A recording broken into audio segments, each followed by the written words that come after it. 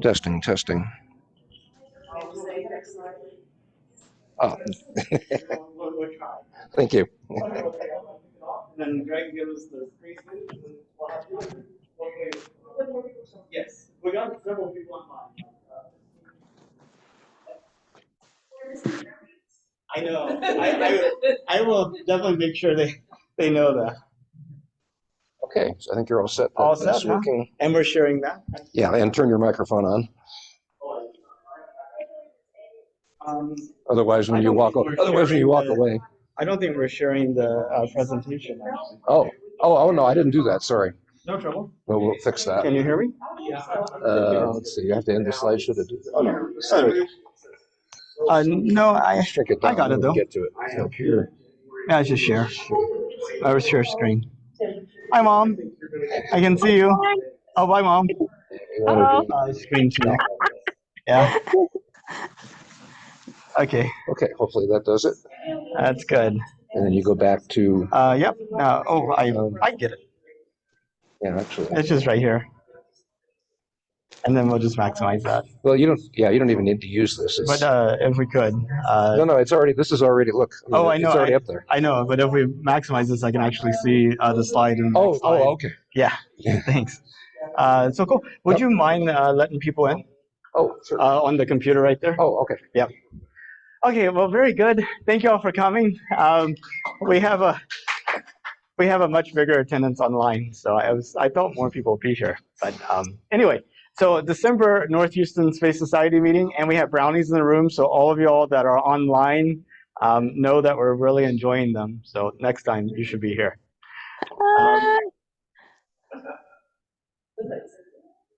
Yeah, I think that's my mom actually. Uh-oh, how do I get off? I think you just have to hit mute. I don't see it. Oh. Wait. Mute. Sorry. It's okay.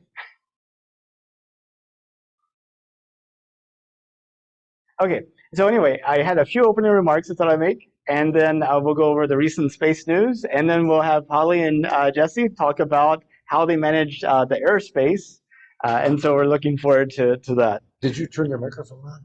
I did, actually, yep. Okay, so first off, does anybody know what was special about last Wednesday, other than it was like hump day? Well, I actually had it was December 6th. Yeah, so day before Pearl Harbor. No ideas? Okay.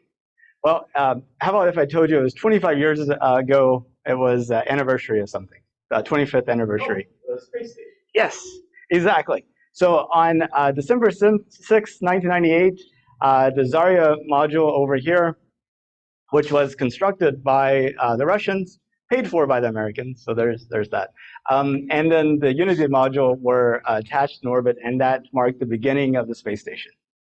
And since then, it's kind of grown a little bit. Now, for scale, anybody have any idea on where those two modules are in this picture?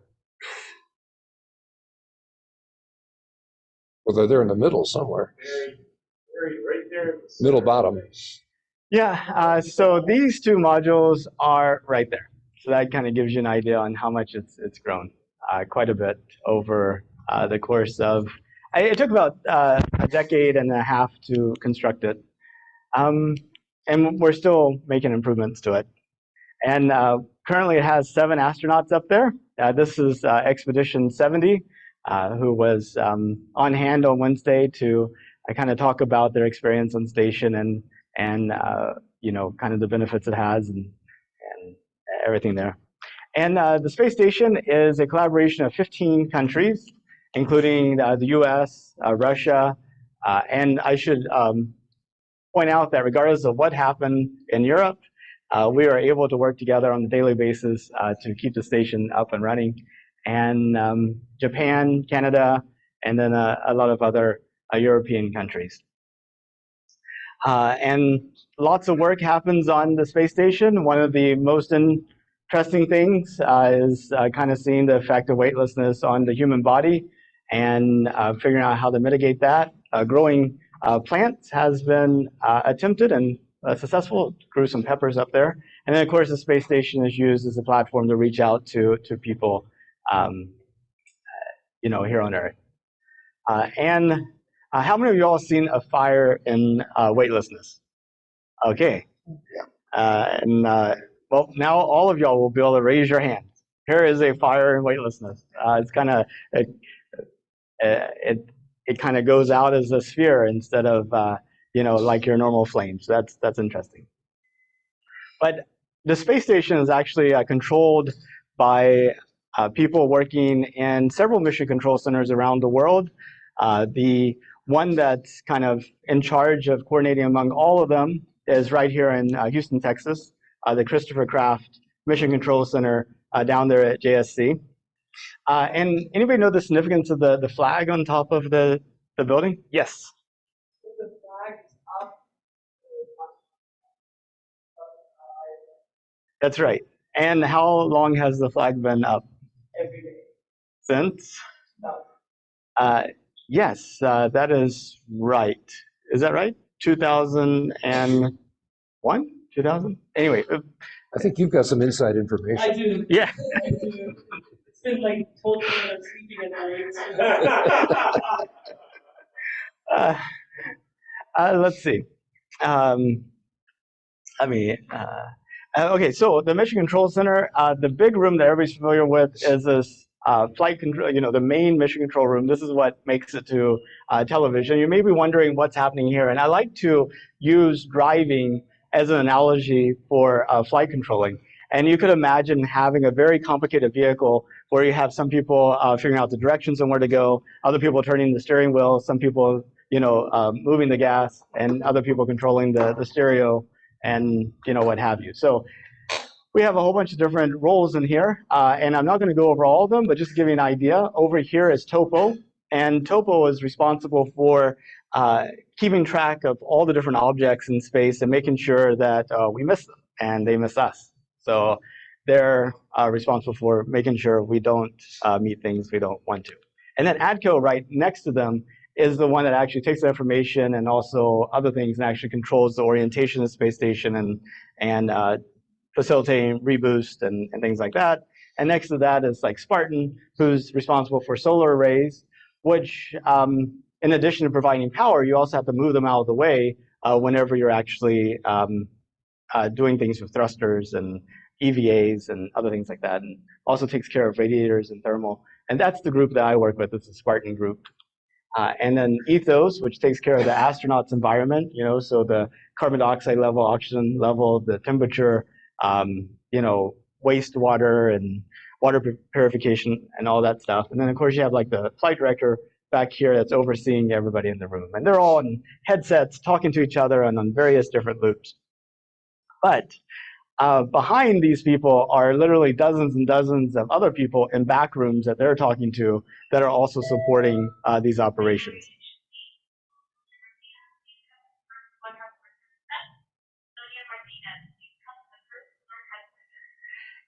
Okay, and so just to show you what one of those back rooms look like, so there's the back room. This is from last Wednesday. And I got to send my first commands to move those solar arrays, and it was thrilling. So I was really thrilled to actually get to do that on the 25th year anniversary to the day of space station. So it's kind of neat. You get to hear astronauts talk in your ear all day and hear about space stuff all the time. So it's a lot of fun. But I think the more connection that we have to the space station, the better. And there's this app that I want to tell you about called Spot the Station. I have it on my phone, and what it allows for you to do is to see where the ISS is at any point in time, but then it has like this VR mode that you can then, like the station is literally that way, unfortunately, kind of like beyond the Earth, and it'll beep at you 15 minutes before it goes overhead and you can see it, and it's really kind of a neat thing to see. Well, with that, let's go ahead and hop into our space news. So, oh yes, Sharon. So a couple of days ago, you told me when we were past the space station, my grandchildren had their telescopes out. try, it's because it said it would appear in the northwest. Yes, Wednesday, that same day, that Wednesday, we saw it overhead going this way. Sonia and I went outside and yes, it did. Tell you it was overhead. It did. Okay. And then we ran outside of the Chick-fil-A in the parking lot and we're like looking at it. So, yeah, so it was really cool. Hey, Nathan. Yeah, go ahead. Hey, so I just posted a link in the chat to an article that just came out from Greg Autry arguing for not trashing the space station, not deorbiting it. Yet. Not yeah, no, I definitely that's awesome. I'll pass that along. So that would be a good idea. Yeah, there's some interesting ideas of how that could be retained to keep it at least useful, if not fully crewed. I definitely would like to keep it around. But I thank you. I'll take a look at that and pass it along. It's the best one we've got. I got another article too I'll post that's quite good. Oh, that was it, actually. Oh, I passed my sim, so that was good. And then I got to send some commands to the space station. I'm this close to being certified and they'll let me work alone. So, Oh, right. yeah, that'd be good. So somebody said, should I be wearing my hard hat? I'm like, save it for 2030 when it's deorbited. So, should be safe. I think you need more than a hard hat if you're in the wrong place there. That's true. How you doing? Okay, monthly space news, obviously representing 1 month of things that happened in space. So the first thing, one big thing that happened is the Starship test. This is test number 2. Most people probably remember the first one, big explosions, concrete all over the place, that sort of thing. There was a long wait for approvals, Fish and Wildlife actually being the last one, but that finally, they got all that, and they launched on November 18th. Now, some of this got misrepresented. The plan was never to actually go into orbit. They went into space, and they got very close to orbital speed and pretty much in orbit, but they didn't want to go quite all the way. They wanted to just end up landing near Hawaii. They didn't get quite that far, but even getting as far as they did was actually, more than they expected necessarily. So they did achieve their major goals. And a lot of these actually go back to fixing the deficiencies noted on the very first test. The first thing is the launch pad itself. They call it stage 0. As you recall, it did not stand up to the wrath of all those engines. So they'd installed this water cooling mechanism, which it did a lot of things. I mean, basically, it absorbs a lot of heat by vaporizing the water. It breaks up standing sound waves by the fact that there's all these different levels of humidity in the steam bubbles. And as a result, it breaks up the sound. The net result was minimal damage. Nothing at all is a problem. It can be fixed pretty quickly and would probably be typical in a lot of launches. The next thing is that all the engines did work this time. They didn't work last time. This time they all did. Actually, both on the first and the second stage. Yeah. Just a quick reminder to everybody in the audience that rocket, that SpaceX rocket, is taller than a Saturn V rocket and more powerful than Saturn V rockets. So astronauts to the moon. That's what is taking off over today. Just a reminder to people. Okay. That size and scale. You have been warned. Yes. Okay. Actually, now this particular picture, these are actual launches.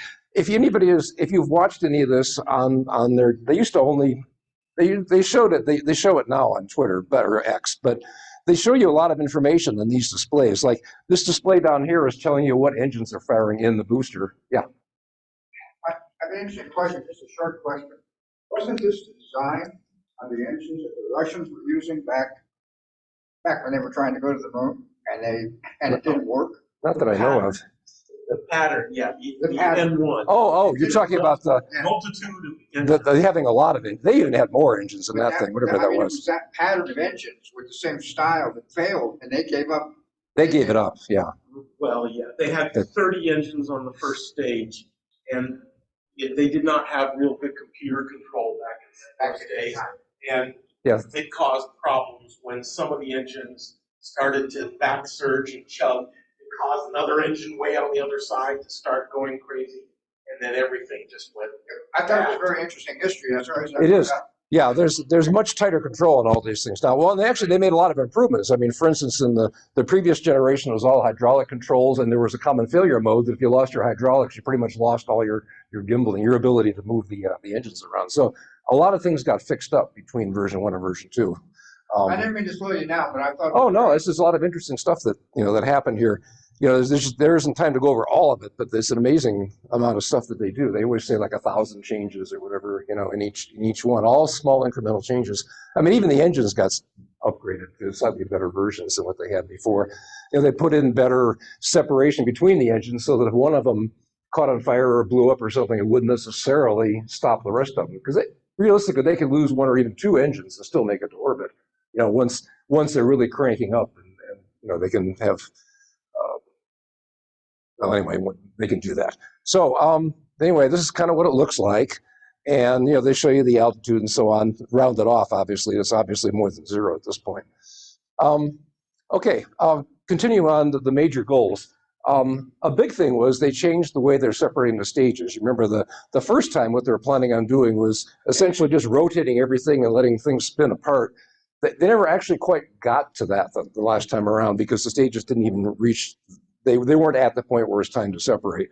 But anyway, they went to a new method where they just fired the engines of the second stage while the first stage is still running. Now, they do cut it back. They cut back to 3 booster engines. And then they start up stage 2, and then they separate. And they say, well, basically, they don't fall back because of gravity as a result of that. They claim, 10% improvement in what you can carry. So it was pretty substantial. So anyway, that worked. There's a picture of that. It's probably a little hard to make out, but what you're seeing here is the booster to the left-hand side of that, and then you can see the rocket firing of the second stage there. Now, they're up high enough that they're already over at quite an angle. That probably is pretty close to horizontal at that point. So continuing along, the next step is the booster would flip, because it wants to actually, in the future, is going to be heading back to the launch pad, or at least back to somewhere closer to shore. They're called the boost back burn. And so they actually managed to do the flip. That's the first murky picture here, where they're starting the flip. The flip is going like 45 degrees at that point, and there's the second stage firing its engines in full. They got all the way over, and then they got ignition. You can see a little bit of that. That's just the booster in that middle picture. And then on the far right-hand side, they actually had a couple engines going. But the whole thing only lasted about 7 seconds, and then it blew up. So now it's unfortunate, because the news says, oh, okay, they had major explosion. Well, actually, any first stage is always toast after it's done. I mean, normally they just fall to earth, and in this case, it happened to blow up. But the main thing is they're making progress. They're getting past just throwing away the stage. They're already at least managed to flip it and get it coming back. Now, and which is what they do with the Falcon 9. I mean, they've got that down, but this is a different set of engines. It's bigger, everything's different. So they're working on that. So anyway, they were actually pretty happy they got as far as they did. I don't think they actually know exactly why the thing blew up. There was a lot of speculation. I mean, some of it's, okay, the fluid's sloshing around, there's that. Maybe just the forces were too strong. I don't think that's it, because the first test showed that the whole thing could flip around multiple times and hold together. So it probably wasn't a structural problem. But anyway, they'll sort all that out. And of course, there's always the fact that, well, you are blasting the top of the booster with the second stage right before separation. So that could have damaged things too. And I haven't heard, maybe you've heard, I haven't heard anything about why the actual. I heard a lengthy analysis of the sloshing of that. Yeah. How there's 25% of the fuel was still at the bottom of the tanks, and then they slammed on the brakes and flipped it. Yeah, so that's. You have 3,600 pounds of fuel suddenly running, 100 feet. And yeah, and you got a bunch of vapor in there. The rocket inside the fuel tank, and that's not good. Yeah, basically, fundamentally, if you get vapor in there instead of liquid, it's over. So anyway, and that's what it looked like. That was the booster exploding. So it broke up, as I said, about 7 seconds in. Everybody seems to think it was the flight termination system that did it, meaning it decided that things were not going well and it blew itself up. And that is what the flight termination system is supposed to do. So actually, I guess we've now tested out that indeed the new flight termination system works. It didn't work on the first one very well. That was considered one of the major problems they really had to fix. So here they've indirectly done a demonstration that flight termination works. Again, the underlying root cause, maybe they don't know that yet. But anyway, the point is, the second stage still took off, from that point, just like any other rocket would have. So they don't feel too bad about that. Continuing along, the second stage fired for another 6 minutes. That was about 3 minutes in when we had that explosion of the booster. But, the second stage had already gone past that. And it ran for about 6 minutes, almost getting to the point where it was supposed to go. Didn't quite get there, and then it blew up. And that, again, probably flight termination system. They don't actually know why, or at least I hadn't seen anything yet as to what actually happened here. But that was pretty good. And of course, assuming it was the flight termination system, then again, it's doing what it's supposed to do. We just don't know what decision went into it. The reason they can't tell is they lost telemetry. So there's obviously a problem there. Somehow or other, they weren't getting the data anymore, and so they couldn't even tell what happened. But they, just watching, if you watch the video when they took off, they got up to about 148 kilometers when they were still getting telemetry, and they were going about 24,000 kilometers an hour. So they're getting pretty close to escape velocity, pretty close to the altitude they wanted anyway, but they didn't get a chance to try out reentry. So that's one big thing that's missing, and that was a stretch goal, which is the next thing.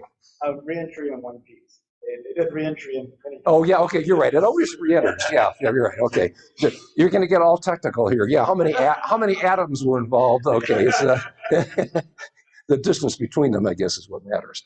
Yeah, obviously. Well, first of all, obviously they hoped to take the first stage further. They weren't planning on actually coming back and actually doing a landing, but they were hoping to at least prove they could control it on the way down, and that was a stretch. They didn't get there because it blew up. Yeah, the second stage, they wanted reentry at full speed to really get a good test of the thermal protection system, meaning the tiles, basically. These are new tiles, new gluing methods, and so on. And it turned out actually, some of those tiles, not a lot, but some had fallen off, especially along weld lines near the base of the thing. So there's some doubt that it would have survived anyway. But there's a lot of debate about that. I was reading that online, and people said, well, you have the stainless steel thing underneath it. You can always lose some tiles, and that was even true for the space shuttle. You could lose some tiles. It depends on where they are. And the good thing is that most of these tiles were just along a cylindrical body. They were not at like a bleeding edge where the air is hitting at supersonic speeds. So they probably could have made it, but we'll never know because the thing blew up. One good thing is that at least given how far they got, the next set of approvals for the next test shouldn't be so hard to get. So they were pretty close.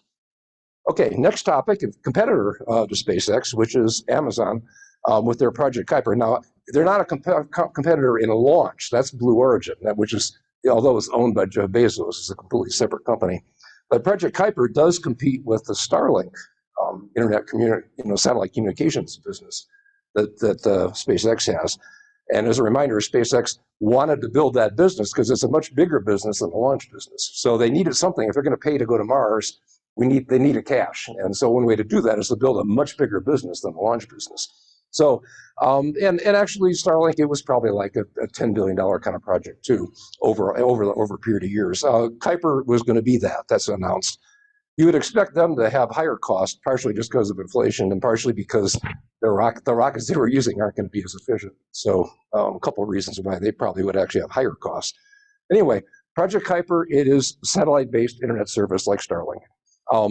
They finally got a launch back in October 6th, and within about 30 days, they concluded it really was a success. Everything worked out the way it was supposed to, meaning the satellite, the propulsion, for raising and lowering orbits worked, the actual transmissions, and in particular, they demonstrated 4K video streaming, two-way video calls, and also buying something on Amazon Prime. Of course, they had it. If you're gonna be Amazon, ultimately you want, you're just offering an easier way for more people to buy stuff. Satellites that went up on a huge, overpowered booster. They went up on an Atlas V, which, probably in theory, I guess nobody really knows how tightly they're going to pack them, but in theory, that probably could have held 20 to 25 of their satellites. But they were so desperate. The problem with them was they bought up all the spare capacity for rockets that haven't actually yet flown. The Ariane 6, which is not actually ready yet in Europe, and Blue Origin's New Shepard, or whichever it is, which doesn't exist yet, and also the Vulcan out of United Launch Alliance. All these are rockets that have not actually flown yet, and that's where they bought up all their launch capacity. So we'll get to that because it turned out they finally broke down and ordered a couple from SpaceX as well. But anyway, yeah, so they demonstrating the satellite works. Deployment is really going to begin in earnest now. Mass production of the satellites is going to start in December. They got a factory in Kirkland, which is very close to their Redmond headquarters, Washington. Launches should start in the first half of 2014, and with beta testing of the users late 2024. Now that's their schedule. You know, I don't know if they can meet that or not, because it takes quite a few satellites to make a reasonable beta test, and it's kind of questionable if they could actually get that many up very fast, because they have to get up half of their satellites. They have about 3,200 some satellites that have to go up there, and they have to get half of them up by 2026. I think I got a slide on this somewhere here. Well, we'll get to it later. Okay, so anyway, so Kuiper, as I said, is internet service from satellites. Very similar to Starlink, but there are some differences. Of course, one difference is that they're really pushing integration with Amazon Web Services, that since they own that, the infrastructure. So and that's something that actually is sort of a vertical integration issue. That's something that SpaceX doesn't really have.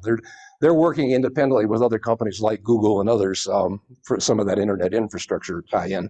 So the other thing is they already had some ground stations in place. They were trying to set up a ground station as a service kind of a thing. They already had 6 in existence. I don't know how many customers they have, but they had 6, and they're going to fill out more.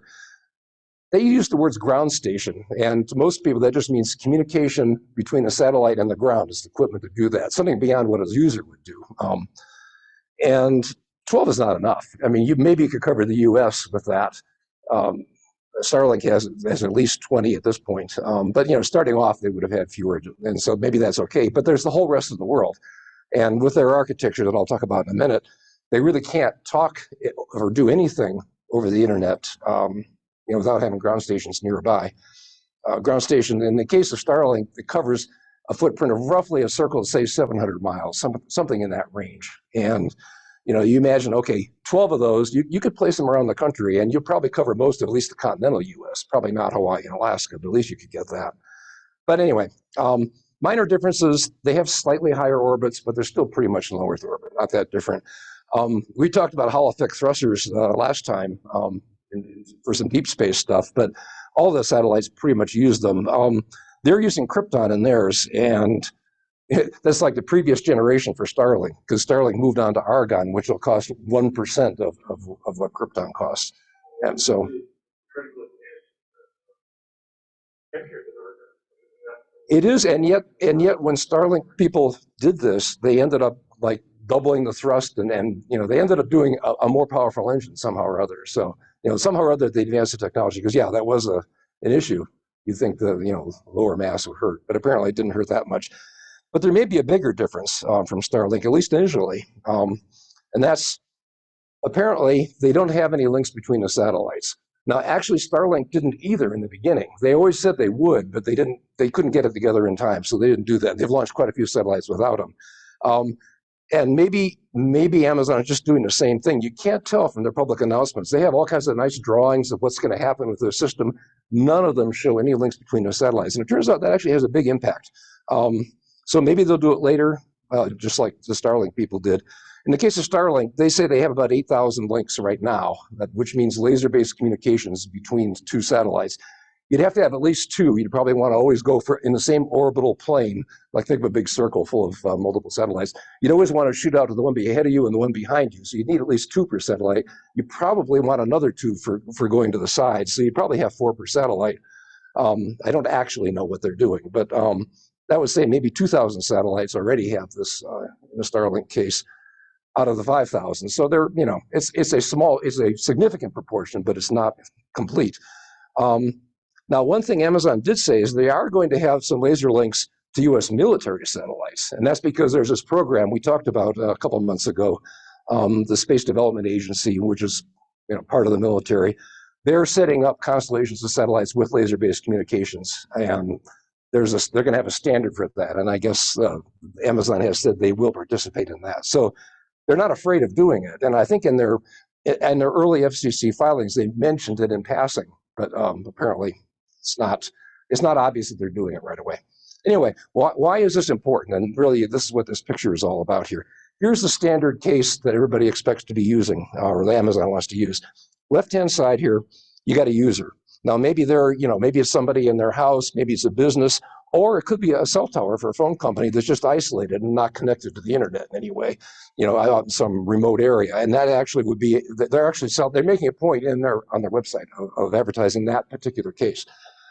So that would communicate with a satellite and then back down to a ground station. At that point, that's tied into the internet, in particular, the Amazon Web Service infrastructure. But the key thing is really that it's the internet. So from there, you can go to other users. You might go, I've labeled a thing called service over there. That might be Netflix, or it might be just, a web server somewhere, some kind of a service you're using. Or it could be another user, a business or anything else. And we're showing, and they also could be, they could be remote and on another terminal, as is shown on the right-hand side diagram there. So the yellow links are microwave links between ground and satellite. The red are internet, and you can see a path here. You kind of bounce up and down to the satellite, or all on the internet, back up to a satellite, and down to some other user, or you just communicate with somebody on the internet. Either way, the catch with that is it says you pretty much have to have a ground station, which means if you want to cover the world with service, you got to have a lot of ground stations. Lots and lots. And that's the weakness of this particular system, which is why in Starlink, or even the old Iridium system, why they had satellite links, so they can bypass all this. Larger oceans, large areas are just not reachable, like the ocean. What are you going to do for the ocean? Well, actually, one thing I'll get to that in a minute. You can use ships, but it's pretty iffy. Now, this is the traditional model. For TV broadcasters, if you were DirecTV or one of these people, you were way up in geosynchronous orbit, 22,000 miles up. There's a long time delay, surprisingly long, between being that satellite and any customer. But for broadcast TV, it doesn't make any difference. I mean, if you're getting it, some milliseconds longer, it doesn't really make much difference. But it makes a difference in a lot of internet applications. I mean, imagine people playing video games getting a huge lag. You just can't do it. So whereas it didn't matter, you figure those satellites, instead of being at like a couple hundred miles up, like the low Earth orbit ones, they're up at 22,000 miles. That's a factor of 100. And the time delay is just proportional to the distance. So it really matters. So that was sort of the old model. And it looks like they may be following that, at least initially. So there's a question then, well, what other cases are supported? Can you just go from one user to another who's isolated just through a satellite? And probably they wouldn't do that. Now, in theory, you could, but there are some issues, not so much related to communication, but it's more related to authenticating the users in the first place. I mean, okay, you could put in memory easily every user and their password, so you can take care of that. But billing and handoffs from satellite to satellite, that's where the problems come in. It's just harder. You can do it. Because keep in mind, these satellites, they were shown in an orbit here. They're going along over these users. They're only in view of a particular user for maybe 7 minutes or so. I mean, it's, you're going from, and that's horizon to horizon. And actually, usually there's trees and stuff and buildings in the way. So you have to have an angle. So actually, you don't really get, the full distance. But anyway, you have that. Where was I going with this? Anyway, it's hard. Billing, you could imagine, okay, you could do it as the way you do store and forward networks, what they're called, where basically you remember, the satellite would remember that somebody was on that call. It's going to move on down, and eventually it'll pass by a ground station. It could then transmit, that user some time ago, sometime during this previous orbit, had communicated. And so they could keep track of that, but it's just messy, how to do that. And then the handoffs in particular, it says you'd have to have extra logic actually in the user terminals to keep track of, by the way, I've got an ongoing video stream or call going on. My previous satellite is passing overhead. Here comes the new one. And, you could do it, but it's definitely harder. So we'll just say we're not sure about that. Now, what about repeaters? You could say, well, okay, like suppose you just want to go over the border into Canada, from a US-based ground station. You could imagine if you had, even if for some reason in a remote area of Canada, maybe they wouldn't have any internet access, but you could put a couple of extra ground stations in there just basically to bounce the signals around. You could imagine doing that. It does consume a lot of capacity, though. It says everything has to, you're just using, if you want to reach this guy from over there and vice versa, it's got to go, through all these intermediate stations, which means there's that many fewer users each one can handle. So it's sort of iffy, but it could be done. But actually, you can't tell. Amazon isn't really giving that level of detail as far as I know. The downside of all this is you get a lot of time delay, because not only do you have the extra length, instead of just going, like, say, from satellite to satellite, you go up and down and up and down. There's more distance, which translates to more time delay. But also there's more repeaters. Every time you go through one of these nodes of any type, it's got to be converted from, say, optical or radio frequency. Essentially, you're dealing with a router there, sorry. Essentially dealing with electronics, computing, and it does some stuff on the computer, and then it reformats that and then sends it along to the next link. That all takes time. Every time you have a repeating unit of any type, it takes extra time. And so the more of those repeaters you have, the worse off you are. Okay, so the ideal situation would be you just pass the signal whenever you can. You pass the signals between the satellites. Those are different transmitter receiver pairs. They don't interfere with the normal links. So you got a guy over here talking. You skip as many intermediate ground stations as you possibly could by the inter-satellite links, and those are, if they're laser-based, they're much, much faster in any case. So it saves a lot if you could do it, and that's the Starlink vision. That was even the old Iridium vision, which is the granddaddy of all these. The difference, though, is that these links, these are laser-based. Nowadays, they're laser-based. That's actually, you can carry a lot more data with lasers. It just basically is higher frequency. Light is higher frequency than microwaves. So you can squeeze a lot more in, and it's much more effective.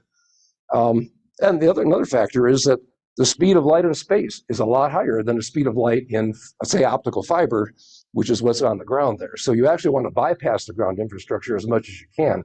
Now, from an economic standpoint, if you're trying to minimize the number of satellites, it kind of goes the other way. But in terms of delay time, basically you'd rather have most of it just go through space. So anyway, those are the kind of issues that you can't quite tell what Amazon is actually doing here. But anyway, they're going to start off with something, and they're just not saying all the details. Okay, the interesting part about Amazon here is that they finally decided to go for Falcon 9 for some of their launches of their satellites. I think they were kind of forced into it because some of their own shareholders actually sued them, saying, you guys, you didn't go for the cheapest launches, which would be SpaceX. They definitely beat everybody else. They have availability, and the others didn't. They all signed up, including Blue Origin, which was one of the Jeff Bezos companies. So there was a lawsuit about that. I think ordering 3 launches is probably, it's slightly more than just token. It's probably perfectly calibrated. If you just got 1 launch from Amazon or from SpaceX, that would say, okay, that's just a token effort to shut down the lawsuit. But you do 3, it sounds a little more convincing. So I think that would, but the other hand, it is actually probably something they absolutely need to do, because to meet their license requirements, they've got to get a lot of satellites up, and they're really the only show in town at this point is SpaceX. Because they have reusable, at least boosters, they can get a lot more stuff up to orbit. Nobody else can do it. They just can't. They can't maintain that kind of launch cadence. The cadence is the word they like to use, just meaning high frequency use. So, and there's actually another factor a lot of people have pointed out, and that's that clearly, probably Amazon won't actually meet their deadline to get half their satellites up by 2026. So what they'll do is they'll file for an extension. And if they've already clearly made efforts to at least, alleviate the launch shortage, that kind of takes care of that problem too. So I think they in reality need to do this, and in fact, it kind of solves several legal problems along the way. So it's all good for them. As a result, now actually every single Starlink competitor uses SpaceX. Every one. The only one that doesn't is DirecTV, but they're not launching anything. But that includes the other direct competitors, which are this first line here, the OneWebs, the O3Bs, Telesat, which is coming along. They haven't launched yet. That is a Canadian operation. There's the old line geosynchronous satellite providers, and the ones that are more focused on voice communications. All of them have launched on Starlink. There's SpaceX. They just have no choice. I saw a test the other day that China has tested a duplicate of the SpaceX rocket and at least launched it up at an altitude and brought it back down. Did you see that? Well, they've done. I was going to get to one of their launches, which is they're making kind of a small version, they're making a small version of Starship right now, which is a methane-fueled rocket. They now actually have they were the first to orbit with a methane-based fuel, and now they are also the first to actually put a payload in orbit. Nobody else had done that yet. So, This but looks but like- they are building their the This looks corresponding. like they may want to go into competition with SpaceX in the next decade. Oh, they definitely are. And in fact, they might actually have two different systems. When I get to what the launches were recently, it turns out that they've done 2 test launches in the last month, and I think they're for different networks. But both of them are ones where they'll put up like 13,000 satellite kind of numbers. I mean, it's kind of mind-boggling just how many there are going to be. Okay, well, last major topic here, kickstarting a commercial lunar economy, and it kind of probably surprised a lot of people. This is coming out of DARPA, which is a Defense Department organization. They have a thing called Luna 10, and it's meant to be a 10-year project figuring out basically how do we build an economy in the moon. And that's their goal, is develop an integrated architecture. Now, mainly they're talking about a framework for it. They're not talking about actually building it themselves. This is DARPA. They don't do that. They're more putting things together and letting the commercial partners actually build the stuff. They want to get a self-sufficient commercial economy going by 2035, but kind of an ambitious goal. They announced it back in August, and then recently they've selected a bunch of companies, which is what drove it to be in today's news. But for those who don't know what DARPA is, it's a Defense Advanced Research Projects Agency. It was created back in '58, essentially in response to Sputnik, the Russian launch of the first satellite. Their mission statement is to make pivotal investments in breakthrough technologies for national security.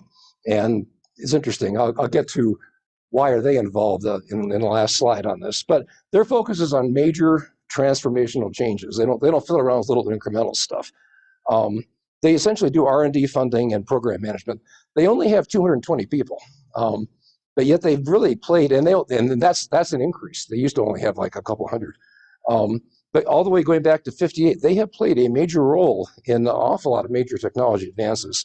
I mean, essentially, they did invent the internet. It wasn't Al Gore. It was really, well, it wasn't literally them. It was the programs that they were funding.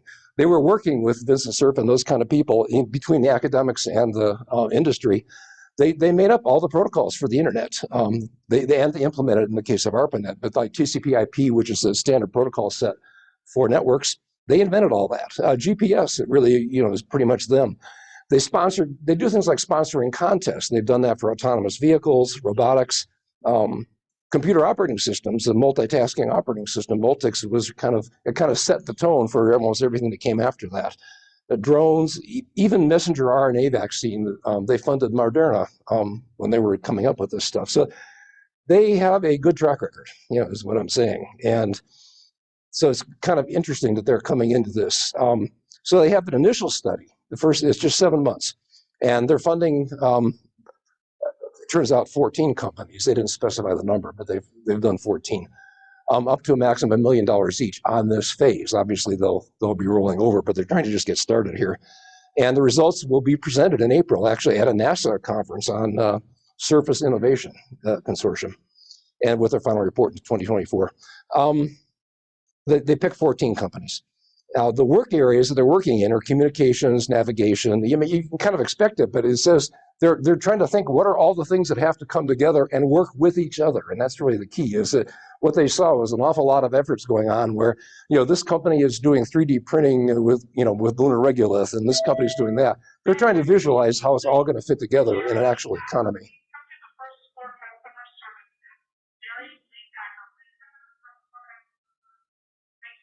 Okay, so construction, robotics, market analysis, just figuring out who's going to buy what. Yeah, they got to figure that that's actually one of the hardest parts of the whole thing. Mining, in situ, research utilization, power. How do you get your power? And of course, transits, mobility, logistics, that kind of stuff. What's interesting is in their August announcement, they also listed some other areas that are obviously going to be important, and they weren't addressed in this first go around. So probably either they didn't get enough responses in the other areas, or they're just not ready to deal with it yet. But there's a couple that strike me as being absolutely essential. I mean, agriculture and life sustainment. I mean, you got to work out an awful lot of details there if you're really going to have somebody living on the moon as opposed to just visiting for 5 days. Medicine and so on. So the 14 companies, they all supposedly offered a clear version and technically rigorous plans.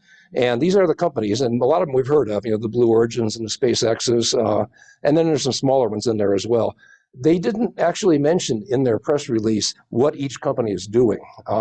but some of the companies have mentioned what they're doing. So that there's, I mean, for instance, somebody is building on a robot. Firefly Aerospace, you might think they're building engines or something, but actually they're building spacecraft hubs to host and service, in particular to service spacecraft. Syslunar Industries is going to extract stuff, you know, mining and water and that kind of stuff from lunar regolith. So anyway, they've identified some initial roles for these companies to start working on. And the key thing is to kind of put them together and say, okay, if you guys are trying to build the economy, what do you have to supply to each other? They're just kind of working out the high level, how's it going to fit together? Now, there's a lot of questions. Why is a military organization getting involved in this? And it's an obvious question, and instead of just NASA. A couple parts to this answer. First of all, it complements NASA efforts, and that's what they have said, and I think they're right. It does include it. Basically, NASA doesn't do what we call space development, which actually is what NSS is all about. The space development meaning building an economy, building permanent structures, eventually settling with people. NASA doesn't really want much to do with that. That's really it's just not their thing. They don't do that. And they say it pretty explicitly. They focus on science, first of all, and they focus on exploration. And that includes, robotic exploration, as well as human. So, and they're doing that, and they do a lot of that. They do a good job. But that's not their focus. And they don't really believe they should be doing it. They don't really believe Congress wants them to do it. And so it's kind of hard, right? Basically, what's happening, not enough is going on right now. So for instance, what we end up with is kind of the flags and footprints operations. We're going to go and we're going to drop off people on the moon for 5 days as practice for going and dropping off people on Mars for 20 days, briefly to visit. And that's not really building an economy. That's essentially just tourism. And so what they're saying is, really, NASA's not doing this. Somebody ought to step up and start putting all this together, and they're offering themselves. One thing about them is out-of-the-box thinking. That is definitely their strength. That is their specialty. That's what they do, and they have an excellent track record on that. And part of that is they're not constrained by political considerations. NASA is. They have to keep jobs for the people who built the space shuttle and everything, and all that kind of stuff rolls on. They're not hindered by that kind of stuff at all, and that's actually a big help. It goes a little deeper than that, though, and it really comes down to strategic thinking, I think. Because NASA's goals are fundamentally science and prestige, meaning the flags and footprints put people on Mars for 5 days, they're not really thinking strategically. Well, the military is used to thinking strategically. That is what they do. And, of course, their main charge is national security. But that really, in national security, is kind of broad. It really includes economic interests as well as purely military kind of stuff. Like, they worry about the strength of the industrial base because they know that they can't defend the country if they can't build the weapons that are needed to defend it. And this is sort of an extension of that kind of thinking. Because realistically, what's going to happen in space is kind of a squatter's rights kind of a situation. Whoever goes there, and by there, that could mean landing on the moon and building a base of some sort. It could mean putting a space station at a Lagrange point, a place that's a natural place that doesn't require much effort to keep it in place. There's a couple of places for those, or just orbits that are strategically important. Whoever gets there first, even under the Outer Space Treaty, pretty much says they can keep it. They don't have to own it, but they can say, well, you can't really bother me. You can't come here because you'd be interfering with our operations. And that's pretty much what's going to happen. And that's even consistent with the Outer Space Treaty as it goes. And related to that, it comes down to some of the military goals, for instance, include freedom of access of the seas, on Earth. And that's why you see, these disputes come up where if people say, well, China's the big example here with the South China Sea. If China says, you can't go through this water without applying for a permit from us, and in what's clearly international waters, even by other treaties, that's what they see happening. The Chinese have pretty much said, South China Sea, we're going to do that in space. Basically the goal is fill it up with stuff and then gradually restrict others' access to use it. And so, what they're saying is, we've got to do something about that because NASA's not going to. That's not a NASA role, or at least they don't see it as their role. So, and by the way, though, at least they're not violating the Outer Space Treaty in any way because they're not really building anything. They're not putting any facilities or even doing any testing on the surface of the moon. They're really just coming up with a framework, and then companies or governments will do the rest. Okay, miscellany. The Psyche probe. This is the one going to the metal-rich asteroid. It was launched back in October. One of the tests they had on there was laser communications. We were talking about that for low Earth satellites, but really people want laser communications to work over very, very long distances. Well, they're going to try it all the way out to the asteroid belt probably, and they're not very far yet because it hasn't gone very far, but they are testing it. And they're, as of November 14th, which is a month ago, they were already out about 10 million miles away, and they are communicating by laser communications, and that works. So they're going to keep on trying that, but already they've broken records. Okay, we're down to that point where we say, take a guess. How many launches have we had since the last meeting? And now a reminder here, where a distinction that matters, we don't include launches where there was no intention to go to orbit or higher. And that means we don't actually count this SpaceX launch of the Starship, which is shown here. Any guesses? Okay, got a guess of, I hear 25. 23. 30. Okay, actually, unfortunately, you're all kind of high. Let's see, there's 13 and 5. Actually, 13 of it is, it's only 18. Sorry, so it's actually kind of a slow month by today's standards. Now, by the standards of a couple of years ago, this is still pretty impressive, but it wasn't really a big month. I'll just highlight a couple of things here. You can get an idea for what countries are doing what here. As usual, there's a large number of satellites going up on Falcon 9s for Starlink. That's actually the bulk, the biggest number of missions. O3b is a competitor for Starlink, and so they got launched by SpaceX. And of course, there's a bunch of Chinese satellites, which are all dual use. Everything they do is dual use, meaning, yeah, they're going to observe things for science purposes, but also like ocean observation. Well, it means they're going to be able to track, the growth of algae in the ocean as a result of climate or something. But it also means they're probably trying to track submarines too. They're all going to do that in the same satellites. North Korea, they finally actually succeeded in getting a spy satellite launched. They've had several with this launch, this Kolyma-1 rocket. This one actually made it. So now they have a satellite up there. And of course, they've been bragging about that, claiming that, oh yeah, they can see Washington and this and that. Who knows?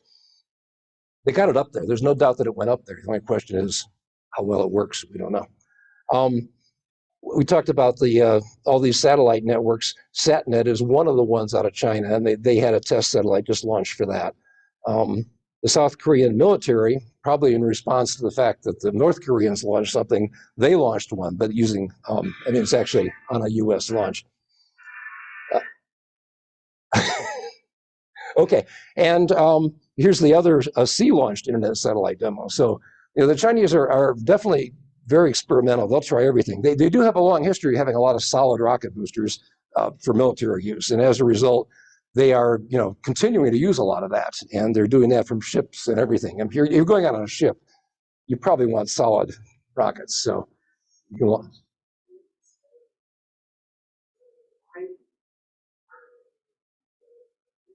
Well, they don't. Well, because they're afraid the Americans will dominate with Starlink and now Kuiper coming along. By internet satellite, I mean a satellite providing internet service.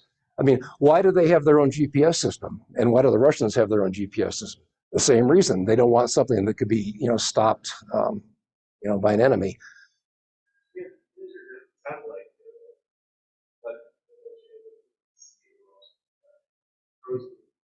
Oh, I think they're rapidly building a lot of, launch sites and so on. They just need more. But also, part of that is, for them, it's never just science. It's also being able to expand your influence, and doing things at sea is demonstrating that you can launch stuff from the sea. And so they like doing that, but it's also just practical right now as well. I'm speculating that this launched barge that they used to launch their rocket off might show up in the South China Sea somewhere. It's grabbing islands. Well, it actually, I think it was launched in the South China Sea. That's it, and that's yeah. They're saying, well, yeah, everybody better stay away. You can't make a rule against us taking over those islands, because that's one of our major space launch centers. Yep. Get us out of there. It's a way of cementing their claim. Isn't that methane? That's a big deal. Yeah, very. It is. Now SpaceX's big ship is going to be methane. Yeah. Right, but it hasn't actually made it to orbit, and nor has it. There's there's several tests. One is making it to space, another is getting up to orbit, but with a dummy payload, and the other is being confident enough to launch it with actual payloads. And this is their third launch. The first one failed. The second one succeeded, but it just had dead weight in it. And this is their third launch, and this one actually got. Recent ones is also methane based? Yeah. It is, Yes. but also it doesn't work yet. The one they haven't gotten into orbit. Right. Yeah. And ULA, Vulcan rocket, they bought engines from Bezos, from Blue Origin. It's the same engines that the We Blue use Origin them. rocket's going to use. But neither one of those two rockets has launched yet with methane engines. So they were all supposed to launch like a year ago or 2 years ago, but there were all sorts of difficulties during the starting program and the testing program of the engine. So there was basically a 2-year delay. But yeah, both, it's kind of a crunch because both ULA and Blue Origin use the same rocket engine. Blue Origin rocket engines. Except now they're all one big happy family now, from what I understand now. Neither is. Blue Origin bought Oh, they did? Oh, I hadn't heard that one. Okay, that's new. That had been talked about as a rumor. I haven't heard that yet, though. That's a for sure thing. There were 3 possibilities, but my understanding, what I got from the very brief look I took of it was that, yeah, it's Jeff Bezos just bought ULA. Hmm. Was the headline. So Wow, that is amazing. It is. and I'm kind of surprised that the government let that happen. Yeah. Sanctioned another nuclear outside of Draco. The military just pushed for another contract to Yeah. develop a second nuclear program. I heard about that just about a month ago. Okay. Okay, well, actually, yeah, you had talked about, well, I mean, NERVA and everything, but then the recent joint effort between NASA and somebody, I guess it was DARPA, then they just come out with a second contract, and it wasn't clear to me what the difference was, but it's another one. I didn't actually know what it was. So one last comment, by the way, about this ZQ-2, which is a methane-based rocket. One thing about it, it's not a big one. I mean, it's probably smaller than the Falcon 9. But what's interesting is they're even going to switch over to using stainless steel, just like the Starships. They've announced that's coming, not clear when, but the earliest next year. But they're also working on that. Okay, I think that is it.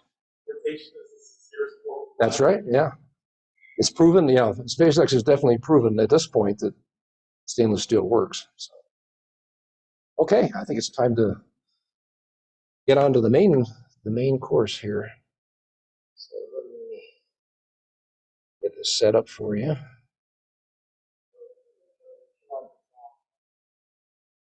I think we'll test it really quickly here. Might not be the first emotion that comes to mind. Pardon? On the,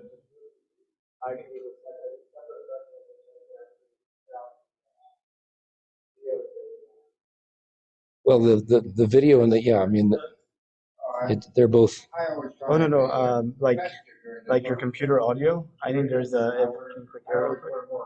On the share? Just on the drop down arrow. There's a yeah.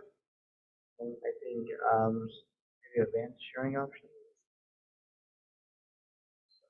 Okay, never mind. Well, we'll see what works. I think yeah, probably does. We need to get back to the home page here. Let me just click off to the side. Or, Thinking about air traffic. Oops, sorry. the little presentation. Get out of that. So no, there we go. There we go. There.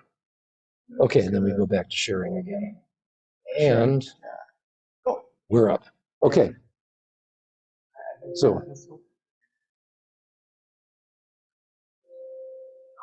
okay. So the left and right arrows for going forward or back. And we There is a laser pointer if you want to use that also. It's up. It's the other. I think there's a button up here. Yeah, see that? Well, my finger was in the way. So it's got lasers. Yeah. Oh, yeah. We're going to be switching back Yeah. and forth a lot. So this is the top. Just Yeah, we'll just trade back and forth. Well, that could take care of that. We're a good dynamic team here. Excellent. it'll work fast. There we go. As long as it's facing up.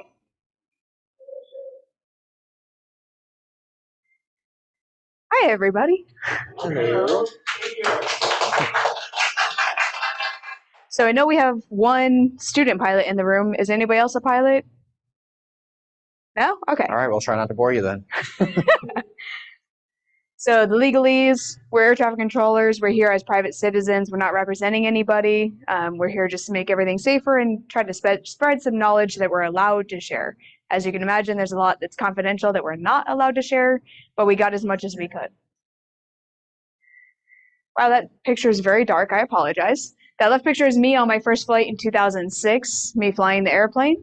I'm at Houston Center. I've been there since 2012, and I'm a commercial instrument pilot, which means I can get paid to fly in the clouds. And then Jesse on the right. Jesse Strickland. I also work at Houston Center. I've been there since officially hired in 07, been there since 08. I'm an instrument rated pilot as well. That's me flying my Cessna 150 that I bought last year. What you can't see are the two annoying French bulldogs that are in the back seat flying with me who did not appreciate that flight very much. In my area that I work at Houston, so basically if you draw a line from like San Antonio over to Houston and then go straight south, all that airspace down to the Mexico border is what I control. And I control the airspace that overlies Boca Chica, where they're doing the launches down there. So I'm here more for general information, but he can answer more specific questions about that area. I'll try. My area, just be so you get both of us. I work that northwest corner of Houston, so I work over College Station in Austin. So in and out of Houston, Austin, San Antonio is kind of my expertise. Air traffic center, like located near the big airport or down near. So they have all three types of facilities, and we'll get into that here in a minute. They have all three types of facilities physically at Bush Airport. So there's the tower. We all know what a tower is, right? That's what you think of when you think of ATC. But they also have approach control, and they think that they're better than us. But we know that's not true.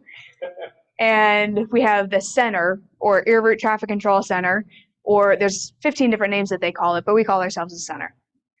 And that covers basically El Paso to Pensacola, and then Waco down to Mexico. And then if you draw a line from basically Boca Chica to the Keys, we have the oceanic area as well. So the biggest airspace out of any of the facilities in the NAS, and I think that I've got a slide on that one. So we talked about this one a little bit. It's kind of like the icebreaker. Is this ATC? Yeah. No. As ground control, they do a hard job. I would not want that job, but they do a great job. Nope. This is what our facility looks like. So we have dark rooms, no windows. Our computer screens are a bit bigger now. You guys got rid of your paper strips, right? So just this year, just in 2023, they got rid of writing on paper to track flights. It's now all on an electric computer next to us. We do everything on we can change flight plans, altitudes, everything with just a click of the mouse. It's so nice. But there are still areas that only track on pen and paper in 2023. So we're talking about all these satellites and being able to track aircraft and talk on the ground. There's still all of these places that we don't have access to. And they can use the satellite images to double check their work, but they can't use it as primary. So like in the oceanic area, they have to rely on their paper and math. Our keyboard looks pretty much the same here. This is on my area. This left side is your radios, and then right we have a way that we can communicate with other controllers, so we can coordinate if there's bad weather. So we know that there's a severe thunderstorm coming through today, right? You've all prepped your houses and your gardens and everything. That's how we can communicate. So I can talk to Jesse and be like, hey, this pilot needs to go down to the south. He's not going to stay in my area. I need you to either watch him or take control of that aircraft and talk to him. And it would be situationally dependent, because you can only work within your airspace. Obviously, we don't really do so much of the 80s updos anymore. And instead of this rack of strips, this computer is moved over, and we have all of the electronic information. How do I get this to work? Do you just click go? Oh, okay. Might not be the So before we do this, this is Just a little intro of air traffic control. I'm not a huge fan of videos, but I thought this one explained us really well to general public. And then there's one more a little bit later on that gets into more information of each of the types of facilities and what we do. And that'll give you a better idea of what we'll talk about when we get to the actual launches. Surprise might not be the first emotion that comes to mind when thinking about air traffic control. However, it might shock you to know that an air traffic controller often manages up to 25 planes at a time. That's right, one person, 25 planes, all safely guided through the skies. Air traffic control is not just a job, it's a symphony of precision, timing, and safety. Controllers are the unseen guardians of the skies, the invisible hands guiding every flight to its destination. An air traffic controller's primary responsibility is to maintain safe, orderly, and swift flow of air traffic.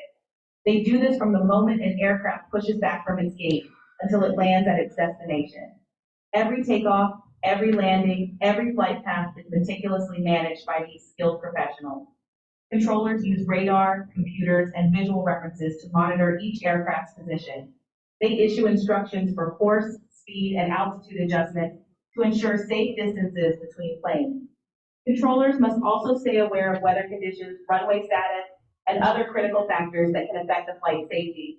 But the job is not just about technical skills, it's about communication. Controllers are a vital link between pilots and ground services, relaying information, coordinating actions, and swiftly resolving any issues that arise. It's also a role that demands incredible mental agility. Controllers must track multiple flights simultaneously, constantly solving the three-dimensional puzzle of aircraft positions, speeds, and trajectories.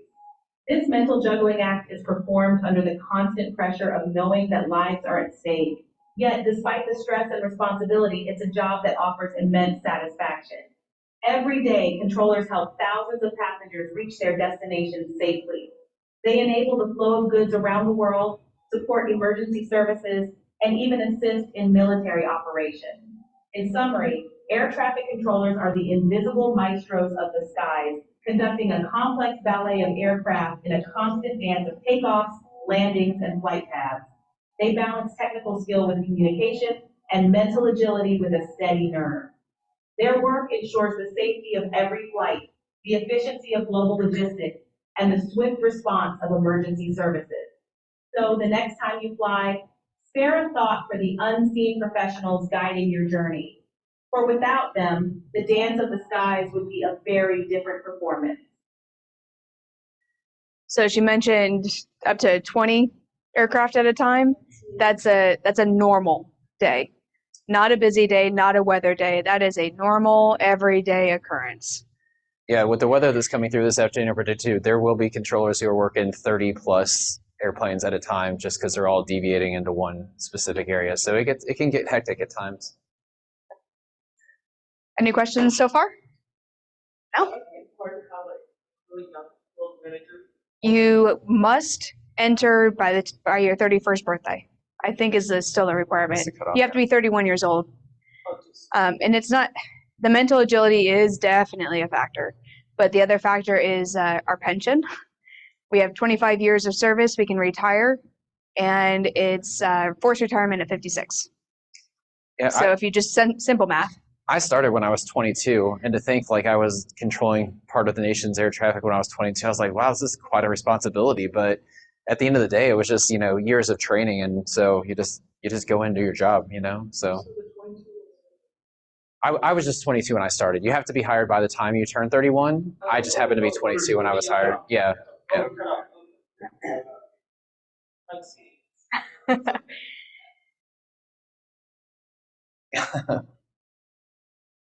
So how does the National Airspace System work? We talked a little bit about this, about the three types of facilities, but we'll go into a little bit more detail. This video gives a little bit more, and then I've got a static picture, and we can talk a little bit more. And again, these all kind of build up to the actual launches and the space operations.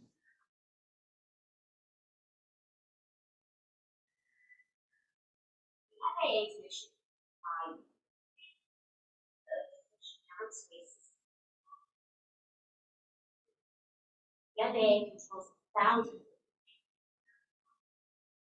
and billions of dollars in air cargo, hundreds of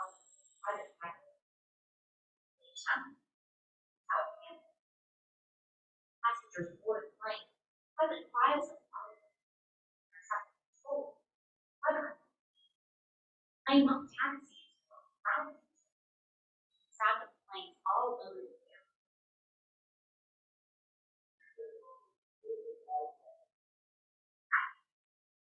Traffic plane along taxiways to the runway.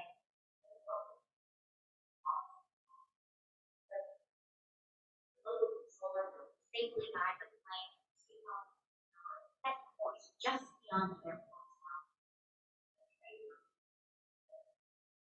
Terminal radar approach control. Maybe at an airport or at another location that manages the approach and departure. Power control, TRACON control, radar. 100 miles away. These controls usually separated within about 50 miles of an airport's airspace at altitudes up to 17,000 feet. Now, in control, manage the flight. In control, air traffic control system.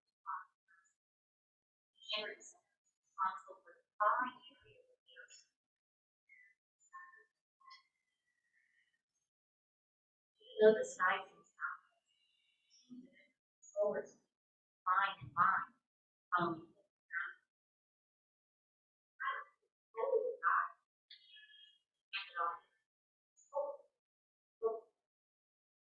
our TRACON and English controllers focus on planes. Management teams of controllers of the air traffic control system command center. That's important to remember. Command center controllers don't speak directly to pilots. Instead, they coordinate national airlines, fellow controllers, military, and other users of the air. Space Force.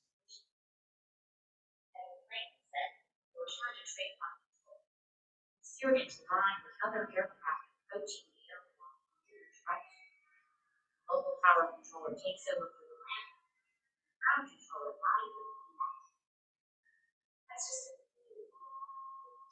Hours in the air traffic controller. American skies to the speed. No sufficient.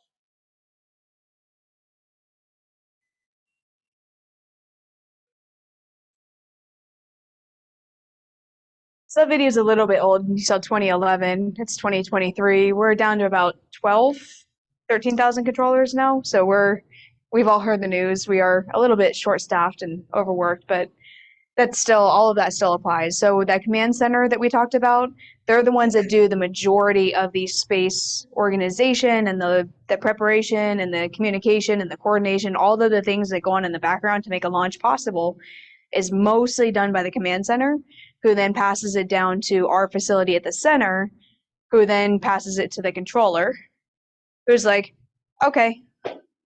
So while we have some like we've seen you've seen the launch, or you've seen the area and work the area, there's not really so much that we interact with as controllers in our everyday life. Maybe more in the future. UAVs we do. Those are very pertinent. We had a UAV, actually a UAV reported by an airliner just in the last couple weeks. Mm-hmm. So, yep. So here's a different picture. So again, I pulled this from, I have a little simulation. If anybody was really bored and we wanted to play a little bit, you could play controller and you can play pilot. But so you would go from Hobby Tower to Houston TRACON, to Houston Center, to San Antonio TRACON, and then San Antonio Tower. And in each of the towers, you would talk to 2 or 3 controllers. Each of the TRACONs, the approach control, you would talk to 1 or 2 controllers. And then in here in the center, that's actually my airspace, and you would talk to 2 to 3, depending on how high you're going and what's going on in the airspace at the time. Any questions on that? TRACON is the approach control. That's a terminal radar approach control. So that is usually it's only about 40 to 50 miles. Houston is unique that it is massive. So they go from maybe 40 miles to the east of Austin, all the way out past Beaumont. And then all the way up from about 40 miles south of Waco to Industry. or Eagle Lake. So it's one of the biggest areas that an approach control owns. It's hard to comprehend all your responsibilities. It seems really very stressful. So, do you have, like during the course of your year, you have like little seminars or little briefings that help you control the stress factor? So as far as the stress, this is when people say, oh, you have one of the most stressful jobs in the world. I say, well, what do you do for a living? And they're like, oh, I'm a teacher. I'm like, that's the most stressful job in the world to me, right? Or I'm a doctor, or I do this. And to me, since I was out of training, work is really not that stressful. It's one of those where like you're trained to do it and it's like second nature. You just go in and do it. So very rarely do I ever leave these days going, man, that was a really stressful day. There are days, but I think every career has that. But we do have a lot of like remedial training on every topic, from stress management to different ways we have to control airplanes, different ways we have to tell pilots. So we are constantly doing remedial training for on almost every topic that you could possibly imagine, as far as like safety of the National Airspace System, safety of flights, and then just our personalized how to manage stress and fatigue, because our schedule is a little fatiguing as well. It's shift work, so it's not always great for the body. Yeah, like I worked a midnight shift last night and I work another midnight shift tonight. So I'm right between midnight shifts right now on a 6-day work week. So if I yawn, I apologize. But about the stress, just to reiterate that one, I am on an extra team called the Critical Incident Stress Management Team. So we actually handle people who are dealing with that extra stress.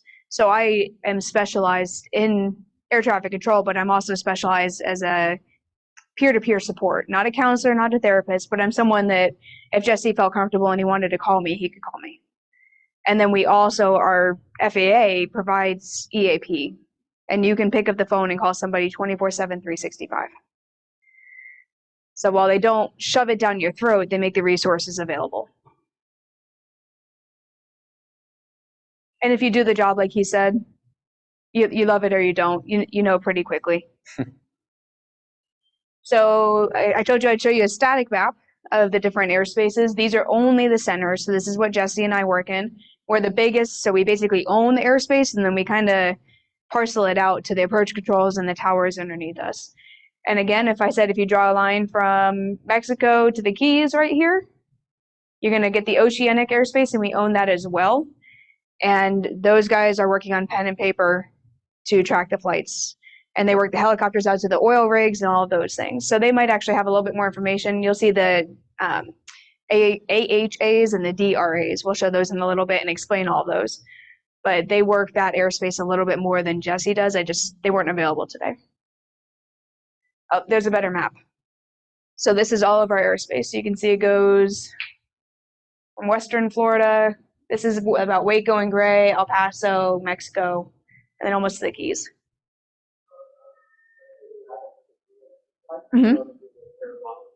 Show off. It's something needed to have like so many miles of either like hours that type of flight, or they have to coordinate with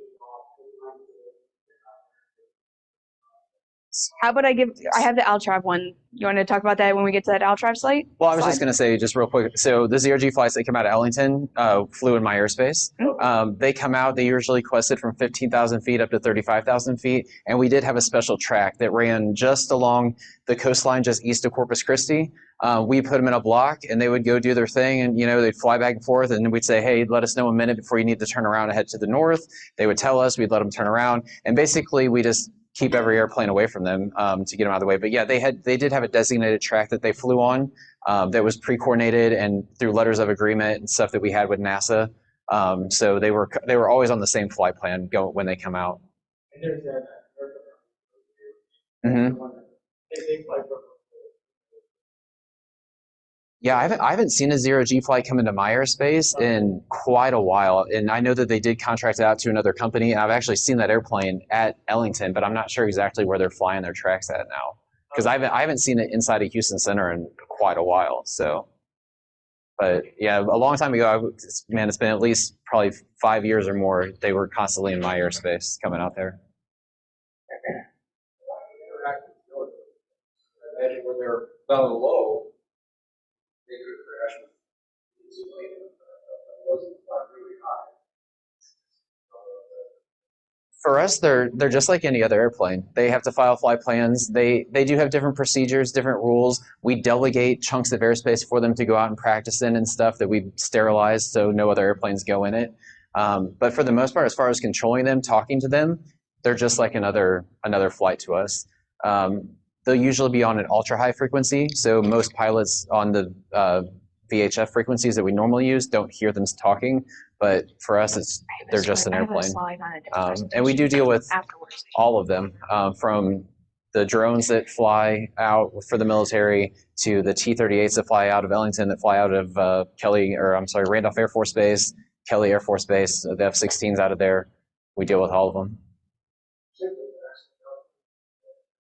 So officially, it's 60,000 feet. Yeah. I've seen some Google balloons up at like 55,000 feet, but that's as high as I've seen it. I had one higher this week. Did you? Mm-hmm. I haven't seen a Google balloon in a while either. It was pretty cool to work that one. Yeah. Mm-hmm.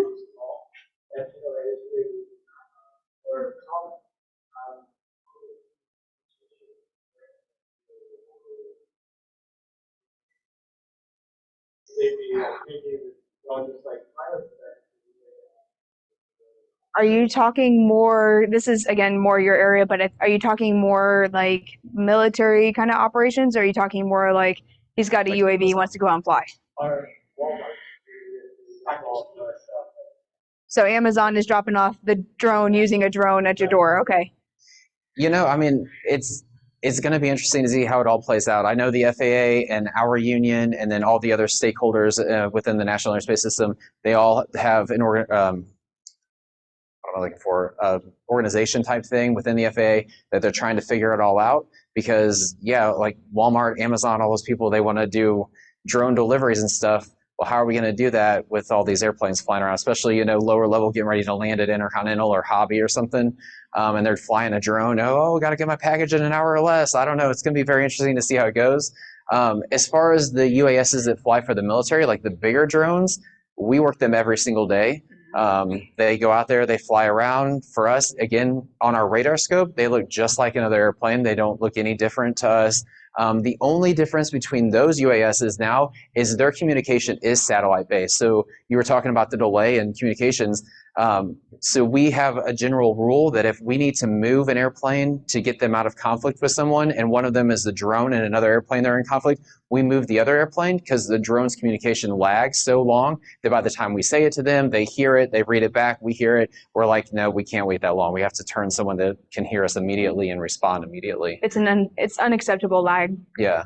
So for us, for what we need, that quick response, it's not fast enough. But yeah, as far as the Walmart, Amazon drones, I don't know. It's going to be interesting to watch it play out over the next several years, because, you know, it's coming down the pipe. There's no stopping it. And then as far as, you know, just John Doe out there flying his drone in the middle and having a near miss with the 737, well, you are already breaking the rule by flying there, I'm sure. And second of all, it's one of those, it's just the numbers keep going up, and it's getting a little scary, actually. But people just need, I think, to use more common sense when flying their own personal drone and not doing something stupid or something illegal that's already illegal. So I don't know.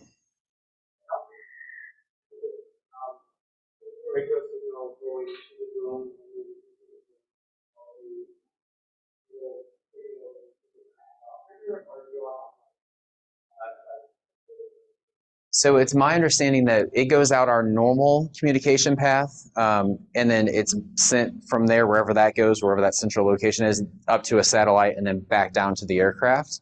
That's my understanding. I'm definitely not a scientist or that smart of a person, to be quite honest with you. But again, they don't teach us those kinds of things. A lot of that is actually like more confidential than our. There is a significant lag by the time I say something on the radio frequency, like what a normal pilot would hear through their normal radio in the flight deck. It's instantaneous, right? Like I say it, they hear it, they read it back. I hear it. With the drones, when it's going through the satellite-based communication, there is a significant delay. for us. So that's why we try not to talk to them as much as possible.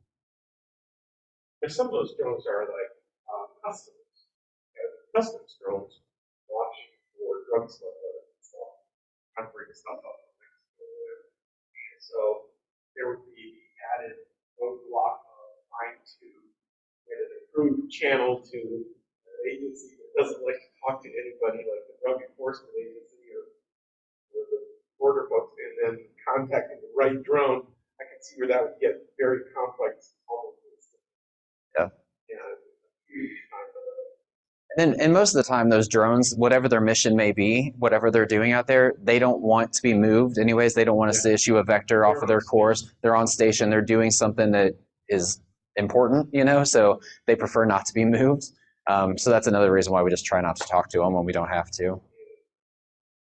And I know. Look at adequate knowledge of where everything is. If somebody's transponder Mhm. you still can see them on radar, but Yeah, so with ADSB out now, we can see almost everybody most of the time. But there are times there will be a transponder go out, ADSB is not out, or they're not required to have ADSB on their board, and we will still get a primary radar hit. It just looks like a little dot compared to what we normally see. They're not as reliable. We do tend to lose those in radar more often than not, but yeah, for the most part, I would say 90% of the time, if you lose your transponder, we still see something out there. And if it's a good return, it's a plus sign, and those are almost always an aircraft. The smaller ones will be like a glider, the little dot. But for the drones, like the little ones you get from Walmart, I know that there's a lot of clubs, and what they'll do is they'll do like a 5-mile radius. We're going to stay within this area and say, 800 feet and below within this circle, and then we just keep all the planes out of it. So similar to what we're going to show you for the TFR for the space launches, you just do a mini TFR. And the pilots don't actually have to talk to us for those because it's published information. And you'll see what one of those look like. We all heard about the system shutting down, the NOTAM system, and it stopped all the flights earlier this year. You'll get to see what one of those looks like and why they're so terrible.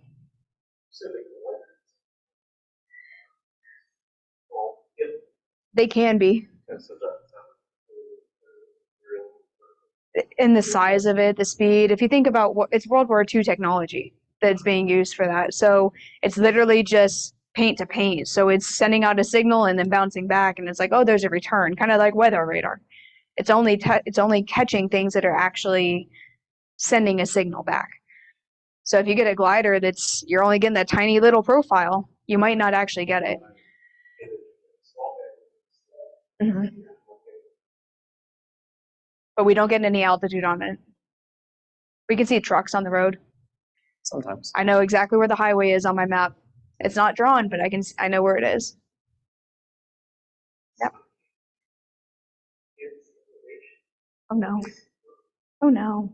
Not unless you have a transponder. If you have a transponder, then we can see your altitude. Well, it gives us a constant altitude readout. Like the elevation of the ground. Oh yeah. Yeah, we can't see that. No. Oh no. We had a lot balloons? of weather balloon launches out of San Antonio early in November, I think it was. I haven't seen one in a really long time. Yeah, most of those don't have transponders on them either, so we don't see them. They just say, hey, we're launching a balloon from this location. It should take this general heading based on the winds, and it should climb about this fast, and it should go to this altitude, and it should descend at this rate. And I'm like, well, that's a lot of variables that we don't know anything about. So well, think about the whole point of a weather balloon is they're up there doing a test of the systems and of the weather happening right now. They don't know what's actually happening. They only know what was happening last time they set one up. So it's really just a best guess.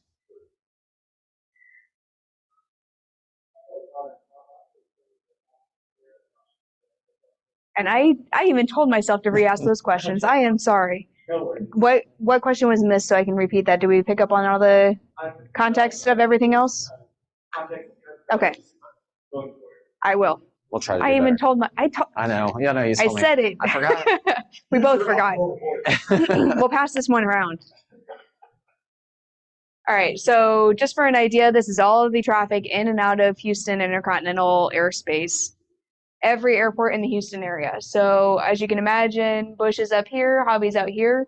The way it works is you go in on the green and you go out in the red. So this is a very festive, very Christmassy picture, but the way that our traffic is set up is kind of like a box. So everyone pretty much has kind of like a highway in the sky, so to speak. So when you're asking about like over College Station right here, you can see that's a pretty busy area. But if you go just a little bit further out, there's actually a club out there that does little rocket launches. They do UAV flying. They do all kinds of stuff. It's below my airspace, so I don't know too much about it. But I do know I've seen every once in a while they'll say, hey, we're going to launch a rocket higher than normal. So they'll call me and tell me to make sure I keep airplanes out of it. This is what our radar looks like. This is what weather looks like. The blue is moderate, the green is heavy, and the solid green is extreme precipitation. It's a mile wide pixelated, so we don't really get very good weather. You get better weather on your cell phones, and I think more updated weather on your cell phones. But these are what airplanes look like to us. I know you go outside and you think it's got wings and like an engine and stuff. We don't have that. It's just this little tiny dot right there. And we talked about the plus signs. I don't have any of those on here because basically we're not allowed to take pictures anywhere. I had to get special permission for this one. But you would see just a little tiny plus sign or a little dot, and you would know that that's a primary return. Slash line is where it's been. Correct. So this is 1 minute of where that aircraft is going to be, and this is 1 minute behind where they were. And then we have the option to go 1, 2, 4, or 8 minutes. It's just kind of a gee whiz information, but a day like this, Jesse and I are going to be talking a lot.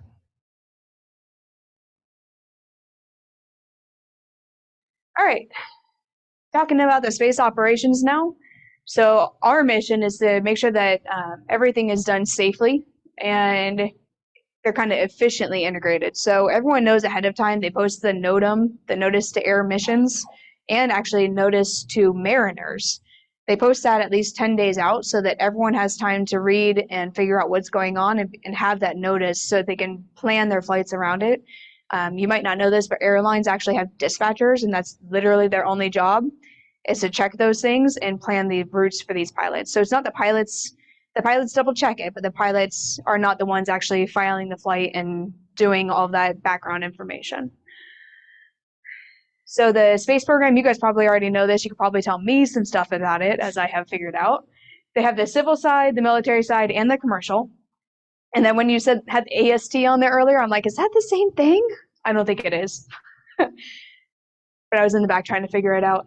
So this office is the one that does most of the communication. So again, we as controllers on the floor, we don't really see much. They just tell us, hey, it's going active. And okay, it's not active anymore. Yeah, I think we have some slides coming up that explain it a little bit better. Mm-hmm. And I will try to explain this the best of my ability. Like I said, every year we do recurrent training on space launches and reentries and how we have to sterilize airspace and whatnot. And like I was telling you earlier, the way the FAA explains it and has all these fancy technical terms is not how I am briefed when I'm actually working. They will say, oh, here's all these fancy terms, blah, blah, blah. And I'm like, that's great, FAA. I really appreciate all that information. Well, the day of the launch, they come down to me and they say, hey, just don't let any airplanes fly between this point and this point at this altitude. And I say, cool, thanks. That's all I needed to know. But as we go along the slides, I'll give you some of the technical terms that the FAA uses, and then I'll explain to you how we actually apply it as air traffic controllers. So that office will actually do this risk assessment to make sure that the air, sea, and land, as you can imagine, are going to be protected. So you'll see, again, in a couple slides, we have a picture of how the launches go out over the water, and then the Notice to Mariners tells the boats to stay clear of that area. So we have obviously the air is what we do, the sea, they protect for the sea, and then the land, they protect that by not going over the land, they go over the water. So they're making sure that all the risks are covered. The aircraft hazard areas, we've got a good picture of that one. I won't discuss that too much right now. They have an acceptable level of risk, of course, as with any government agency. And then the debris fall times, we don't calculate those. That's, again, where Jesse's just told, hey, we're done. there's not really much for us. You can figure gravity and math, but for us, it's just, hey, it's on. Okay, hey, it's off. Yeah, someone way smarter than me comes up with most of these, like the dimensions of the area, like that 1 times 10 to the -6. I'm like, I'm not good at math, but someone like when some scientist or something was like, yeah, this is what we got to do to protect these airplanes. I'm like, that sounds great, appreciate that. So they call them as aircraft hazard areas. That's one of those fancy terms, as I like to call it. And they're implemented for different stages of the launch. For me, as a controller, when I go down and they say, hey, Boca Chica is going to launch today at 11 a.m., I say, okay, and they say, here's your temporary flight restriction, your TFR. This is the points where airplanes can enter. And to me, TFR is the more like layman's term for it, because that's what I'm used to as a controller. This aircraft hazard area essentially means nothing to me, but temporary flight restriction, that means something to me as a controller.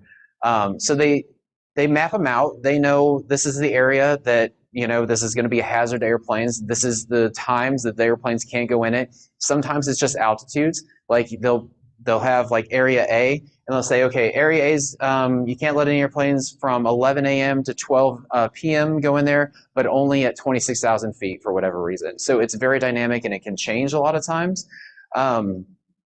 So right there on the, let's see that real quick. Is that one above the arrows? Yep. So Boca Chica's right there, right in Brownsville, and then just south of that is Matamoros, Mexico, and so Monterey Air Traffic Control Center is down there as well. So we get sent out the aircraft hazard areas A, B, and all that. MMFR, that's essentially the same thing, but only on the Mexico side of airspace. So when they come to us and they say, I actually wasn't at work on the 18th, I think it was when they launched, I was on vacation. But there's a lot of coordination that goes into this. It's not just right there at Boca Chica. They are coming to me at Houston Center and saying, this is what we're going to launch. These are the areas the airplanes can't fly in.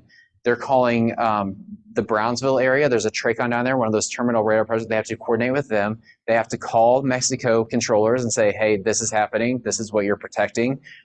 It's everything over the Gulf of Mexico. They're coordinating with all of them. It's a massive effort. With as far as air traffic controllers, several of us, at least I want to say 6 areas have to be coordinated with in order for it to happen. It's done at a higher level than me up in Washington, D.C. at the FAA's facility up there. That command center that the we talked command about. center. As when it finally gets trickled down to me as the air traffic controller, it's as simple as don't let airplanes fly here at this time. And that's really all that I see as an air traffic controller. But there's a lot that goes into it as far as the coordination with numerous stakeholders and the people that it's going to affect. So the vehicle launch ascent areas, the jettison area, and the stage recovery. These are the debris recovery areas that they have mapped out that will go active at a different time as when it launches, obviously, because the debris, they're not anticipating to fall till later on. I mean, you guys know more about that than I do, that's for sure. I think there's more on that in the next slide. This is just more of the hazard areas that they show us. They'll put this out, this will all come out as a traffic or a temporary flight restriction, and they'll say no aircraft in this area, this altitude, these times. And I say, all right, thank you very much.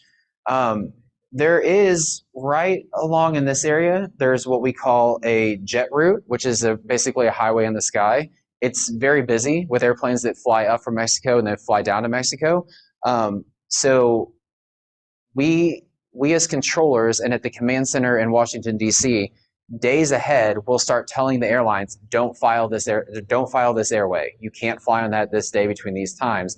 So they're constantly going through in DC, and it's on another slide, but we'll just touch on here, with the airlines to coordinate. These are the routes you can expect. These are the routes that you normally would fly that you cannot fly these days.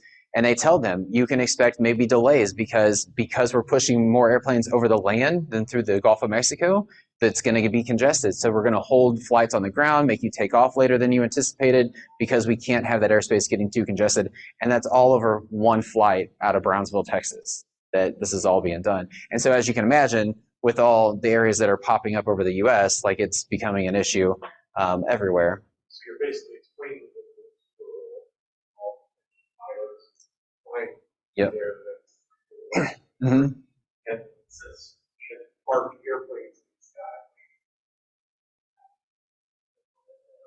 Yes, yeah, and they try to do most of that on the ground for the airlines, especially because of airlines don't want delays, right? They don't want to get up in the air and then ATC tells them, hey, we have to give you a 30-minute reroute around this area that you should have known about already, but we didn't tell you. And I do think we covered that a little bit more in another slide here. So again, the aircraft hazard areas used by ATC to segregate airplane from the launch vehicle, reentry, amateur rocket, jettison stages. And this is where it comes out for me as a TFR, a temporary flight restriction. It goes out to the pilots as a NOTAM. It's a notice to air missions. Those are messages sent to pilots of things that are going to affect them along the route of flight. You're required to get them in your briefing before you ever take off in your airplane, regardless of whether you're flying the smallest airplane in the world or the biggest airplane in the world. Every pilot's required to get them so they know what's going to be happening. Altitude reservations, ALTRAVs, those are used a lot for us for if you have the military flying through and they want to fly at 21,000 feet. They will say, hey, we're reserving this altitude of 21,000 feet, and we say, okay, 21,000 feet is yours. No one else is going to be at 21,000 feet. You can have it all day. It doesn't happen often, but it is starting to happen more with launches. They will come out and they'll say, hey, we want a stationary altitude reservation. So you can draw maybe a rectangle on our radar scope, and we'll say, okay, no airplanes can go in there at 27,000 feet to 30,000 feet for whatever reason. Like I said, that's above my pay grade. I don't know why they pick certain altitudes or certain areas, but they come down to me, they hand me the paper and they say, this is what it is, plot it out on your radar scope, make sure nobody goes in there. And the pilot should know those as well. Like that'll come out to them in a NOTAM as well, something that they should know before they take off. Any questions? Holly, you got anything for me? That ALTRAV was, I think that the 0G flight would have been something like an ALTRAV. Maybe not specifically that term, but I think it would have been similar to the. It is similar to an altitude reservation. It wasn't actually considered one when the 0G flight came out, but we always knew that they were going to request 15,000 feet to 35,000 feet, and we just knew we were going to give it to them.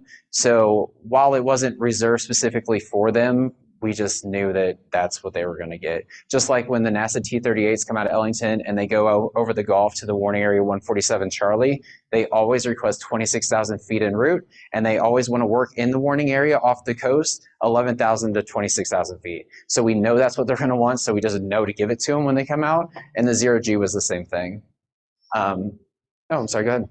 So you don't have to directly tell the pilot who's approaching the flight zone. He already knows that. So he already knows ahead of time that over here is the no-fly zone. He knows he's not supposed to go in that direction. Repeat the question. So the question was, does the pilot knows that they shouldn't go into the no-fly zone, and so they should avoid it? And the simple answer is yes, they should know it. The real answer is they don't always know it because they did not do a thorough pre-flight briefing, or something changed in the middle of their flight that they weren't aware that was going to happen. So it is our responsibility as air traffic controllers that if something is active and they're headed for it where they shouldn't be flying, that's our job. Part of our job is to turn them, make sure they don't go into that hazard area.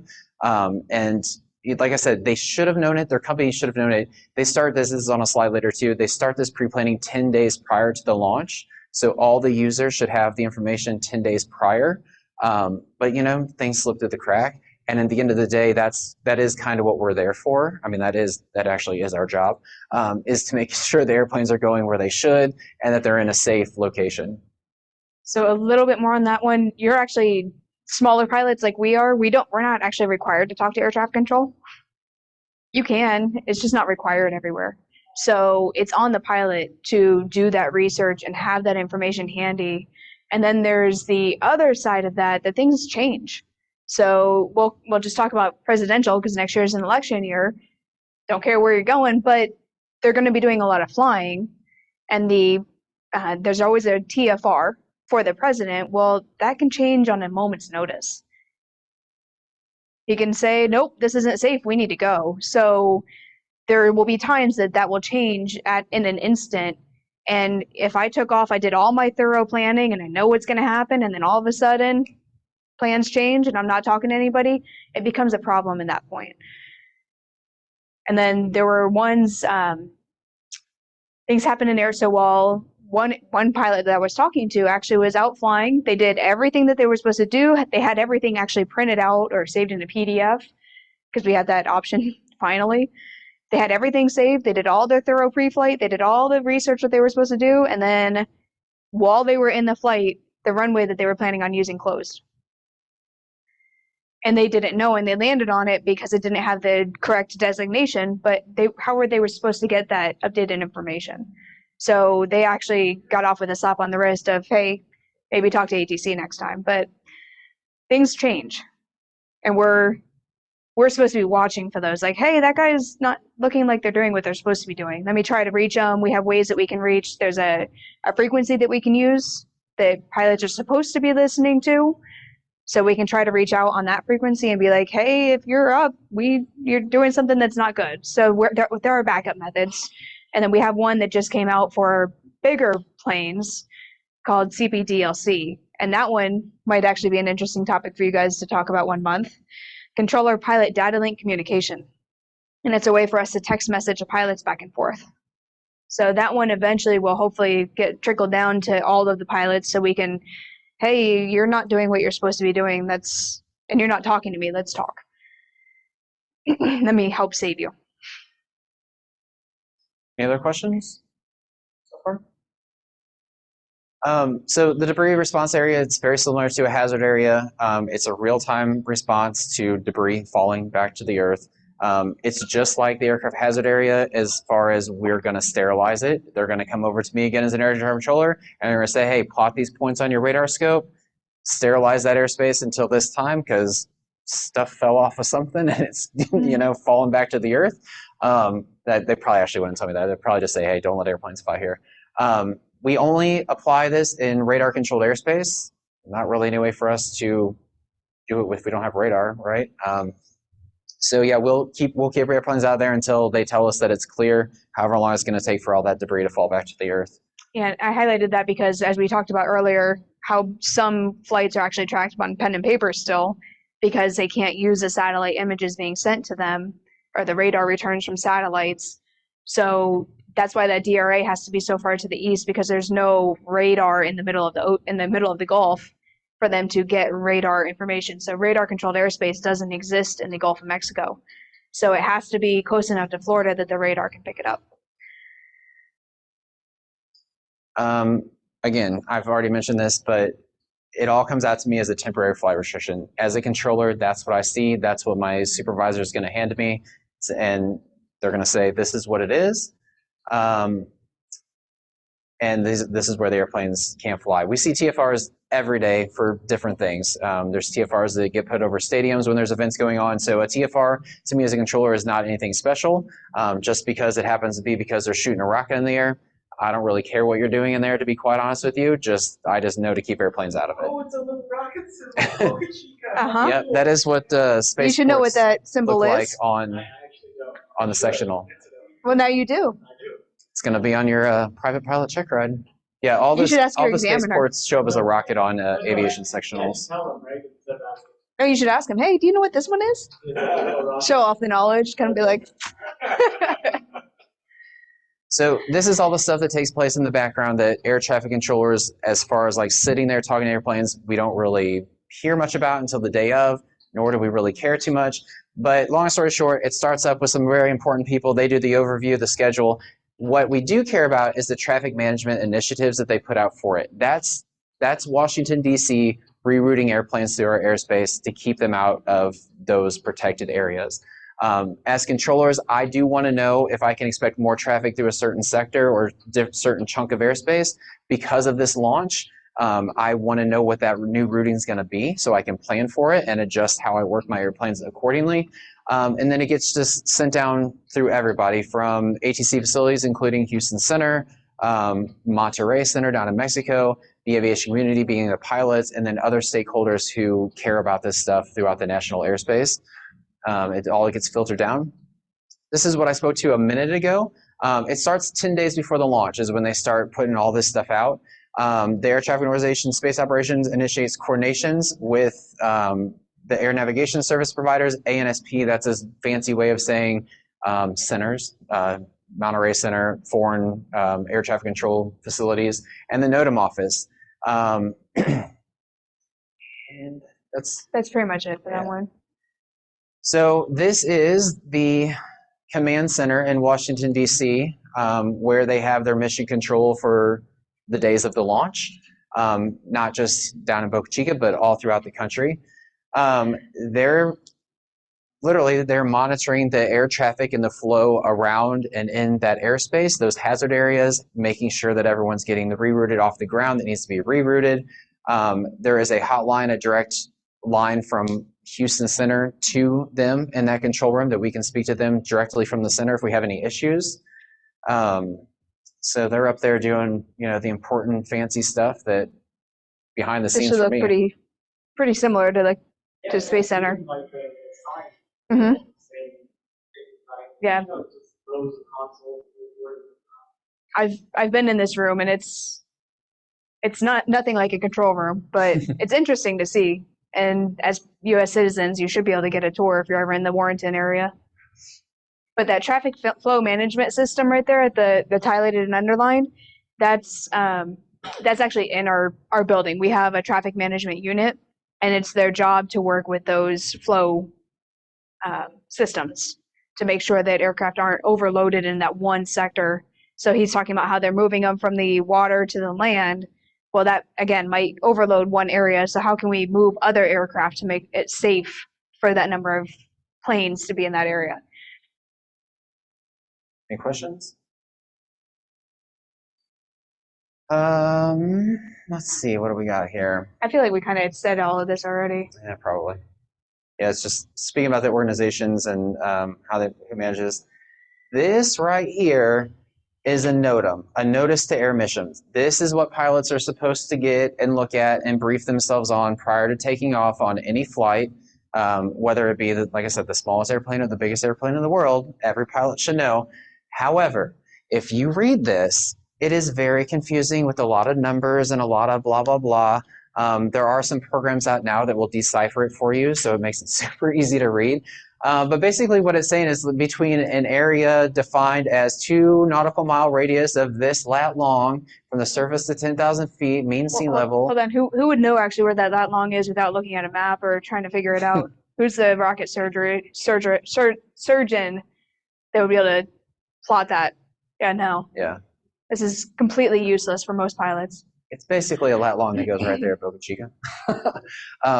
Yeah, so it's just a lot of words and stuff to say, hey, you're not allowed to fly in this area at these altitudes at this time, unless, and there's a lot of exceptions to it, unless you are, supporting the mission or blah, blah, blah, blah, blah. And you must be talking to air traffic control at the time. You can't just fly in there. Even though you say you're supporting the mission, you have to be talking to us. We do monitor the traffic or the temporary flight restrictions that come out. We look for beacon codes that might be flying there that aren't talking to us, and we're calling down to Boca Chica, be like, hey, we see a target down there. Do you guys know who this is? And then whoever whether it be Boca Chica or the military, whoever takes appropriate action to if there is an unauthorized flight in it. But yeah, it's very, very confusing, very convoluted. Pilots hate them, controllers hate them. Because they're just not clear and concise. It's a lot of deciphering a bunch of mumbo jumbo.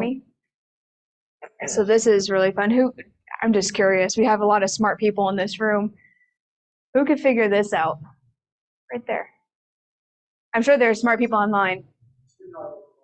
Nope. This number, the 23100.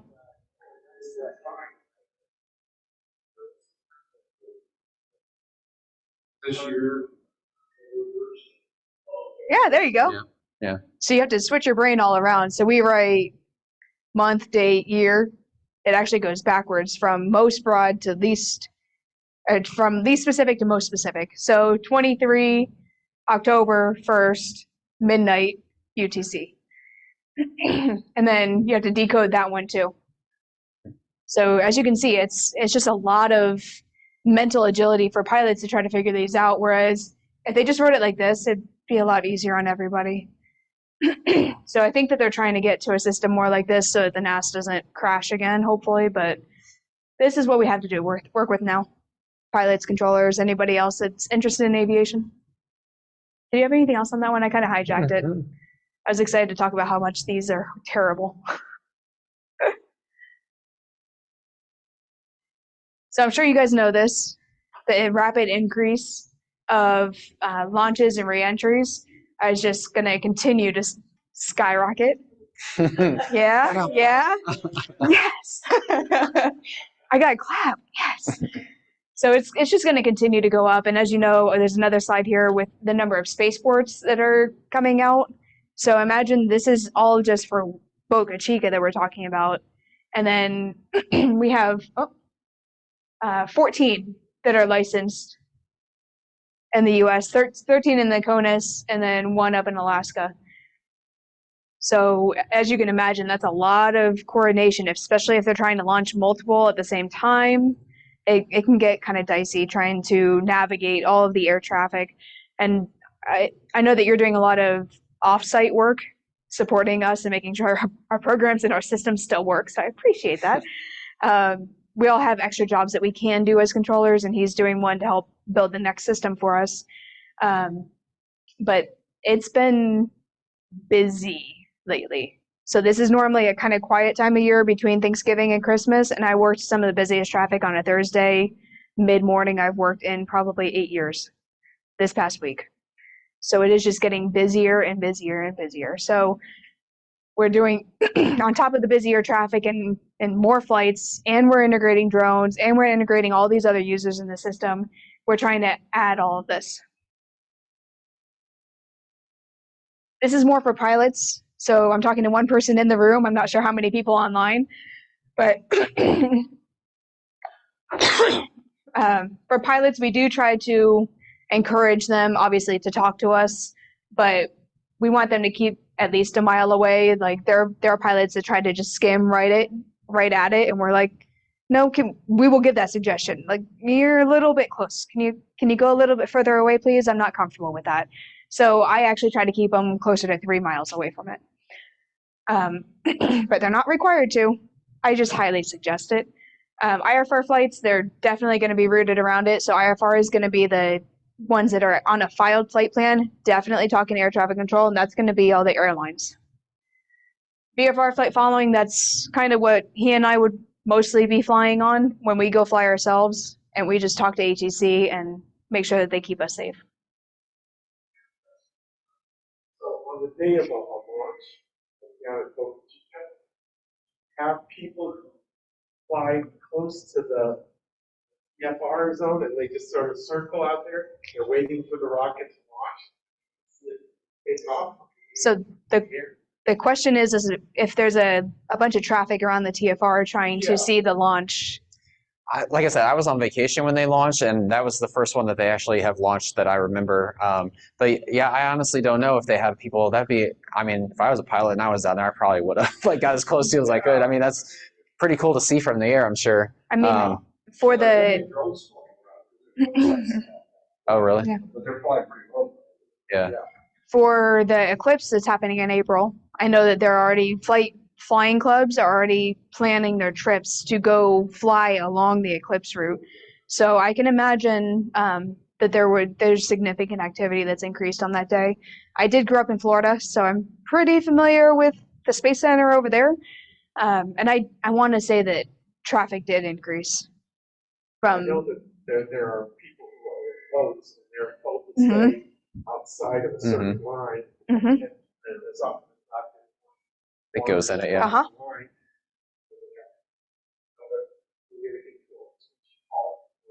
So I wonder if the same thing happens. Oh, we're not afraid to scramble F-16s on them if we need to. Oh, well. It's a temporary flight restriction, and you're violating something that's active. That's a legitimate security issue. So if we need to, that is an option. Yeah. Scrambled jets on a launch, or no? Yes. Yes, I've had the pleasure of scrambling jets twice. Yeah, I've seen them launch. They launch at Ellington. Oh, they're super fast. These guys cannot wait to go intercept an airplane. So I actually, They're calling you. They're like, can we go? pretty much. So I'm also, we talked about me being a pilot. I'm in Civil Air Patrol, and they actually get to fly missions where they practice the intercepts. So I get to be eventually, hopefully, get to be the test dummy of them coming to get me and intercepting me. So I'm actually kind of excited to do that. Yeah. I've been intercepted by F-16s. Yeah, I hope Yeah. I get to do that one day. That'd be a lot of fun. Yeah, they scramble out of Ellington, the F-16s do, and I've heard stories from the Ellington Tower controllers and the Houston Tracon controllers that they taxi out and they say it's not waiting for ATC instructions. They're like, we're going, clear the airspace, and they basically just take off. And they'll get to like 11,000 feet and they're screaming like 700 knots across the ground. Like they do not waste any time. Because we do practice scrambles a lot where they come out and they're just practicing intercepting somebody. But I have seen real active ones before and they don't waste time. They get to where they're going real fast. Yep. It did not take long. Mine was one of my two was a presidential. It did not take long. They were ready to scramble. Fouling range is what happens if you go into it. Nice. Did you see my PowerPoint before? Nice transition. So this is what happens when that boat goes into the area. They basically have to stop everything, like you said, and clear the area. And it could actually throw off the timing enough that it's not safe to do the launch anymore. So that's why it's done 10 days in advance. Everyone should be completely briefed and aware of all the information. That's At least that. Yeah. and that can be taxpayer money if it's NASA. So that's just I know that they cost billions of dollars to make and do the launch, but that's a significant chunk of change right there. It's fine if it's Elon Musk money.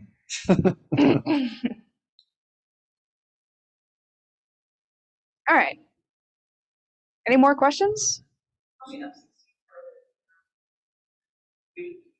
I have no idea, and that would not be a number that I'm sure that that's one. Even if we knew, we wouldn't be able to share it. That's a confidentiality, top secret kind of thing. Oh, I'm sorry. The question was how many F-16s there are across the country. Yeah, I was repeating the question for the people online. Yeah. The United States has at least 12,000. They're not all on guard. They're all doing a number of things. I'm sure that there's probably a couple dozen on at least two. That's it. Where standby. Scattered around the US. There were a significant number of military flights yesterday, more than normal, including one Altrav that was flying across. But one of them was an F-16, and I got to tell the pilot coming up behind him, like, "Hey, you're gonna get to see an F-16." He's like, "Oh, cool." So. Introduce that because yesterday I was out jogging around the park and I noticed quite a few contrails, like many more than normal. Yep, it was busy yesterday. Somebody blows up. Don't say that. Nothing worst case, but it must have. I assume you have backup. We're gonna go a little bit more 2020 with that question when I repeat it. If a control center or a air traffic control center, air route traffic control center, a center that we work, if one of them was to shut down due to COVID because they can't open the building, we'll use that example instead. A little bit less aggressive. There are procedures well in place. These people would take over this part, these people take over this part. It becomes very sterilized, very specific. You're allowed to fly on this route at this altitude, this way. This person talks to him, this person talks to him. It's very already choreographed and organized. Yeah, I think, I don't know if you remember, I want to say it was about 10 years ago, Chicago Air Traffic Control Center, they had a fire in their basement, which shut down the entire facility. And it was very quickly, while they were trying to evacuate people from the building, the controllers are sterilizing the airspace, handing them off to lower level facilities that normally only work like from up to 15,000 feet. They're making them talk to people at 35,000 feet because it's all in our contingency plan. So we exit people out of the airspace as quickly as possible, and then we shut down all departures and arrivals going into the airports, the major airports that they serve, to get people out of the airspace as fast as possible, because I'm not going to sit in there and work airplanes while I'm on fire. So. A closer. Yeah. Every facility has a contingency plan. It did happen a lot during COVID. We were shutting down complete centers to go in there and clean and everything. back in the day. Of course, that wasn't a quick evacuation of the airspace. We knew it was coming, so we could kind of like slowly work people out, but we do have plans to get people out of the A airspace. closer one that closer to home happened to Austin. Remember there was that really, really bad flood in Austin that flooded almost Harvey level, but it happened in Austin. There are traffic control center. So theirs is what we call an up down. It's an approach control and a tower in one. Those guys are super smart. Much respect to them because they work radar and tower, so they know a lot more than center controllers. But they their facility flooded. So because my area at work has the most square footage over Austin, we actually took over for them.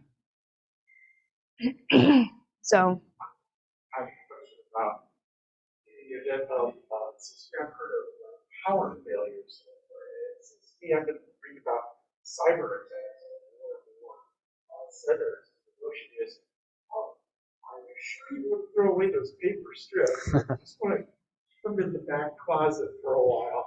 oh, we still have them. He's asking questions about attacks on facilities and the cyber attacks, so the computer systems, and whether we should really get rid of strips.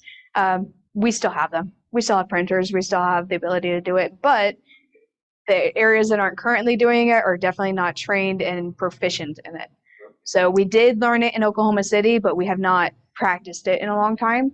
So we would probably do something closer to have another area. We would operate the contingency plan as my guess. I can't say for sure. I don't know. That's above our pay grade. We would just be told, hey, this is happening.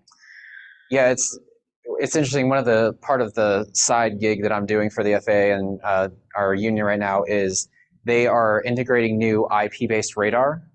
Is what obviously technology is going to, is everything is going to be IP based. And one of the biggest hurdle there is security, and how do they secure that? So again, above my pay grade, and someone way smarter than I am that knows a lot about computers, but yeah, because I got to thinking about that, I'm like, yeah, anything coming in over the internet, how are we securing that? Like, I mean, and that's a huge part of the system is our radar feed. So it's something they definitely have to be concerned about, I think. I will share an article offline when it's not being recorded and shared with everybody, but there is concern about GPSs as well that I've seen. There's significant concern growing about GPS. So you might know the article that I'm talking about. Something about GPS, there was an article in Aviation yes, and so about it. Yeah, we can talk afterwards. Yes. Mhm.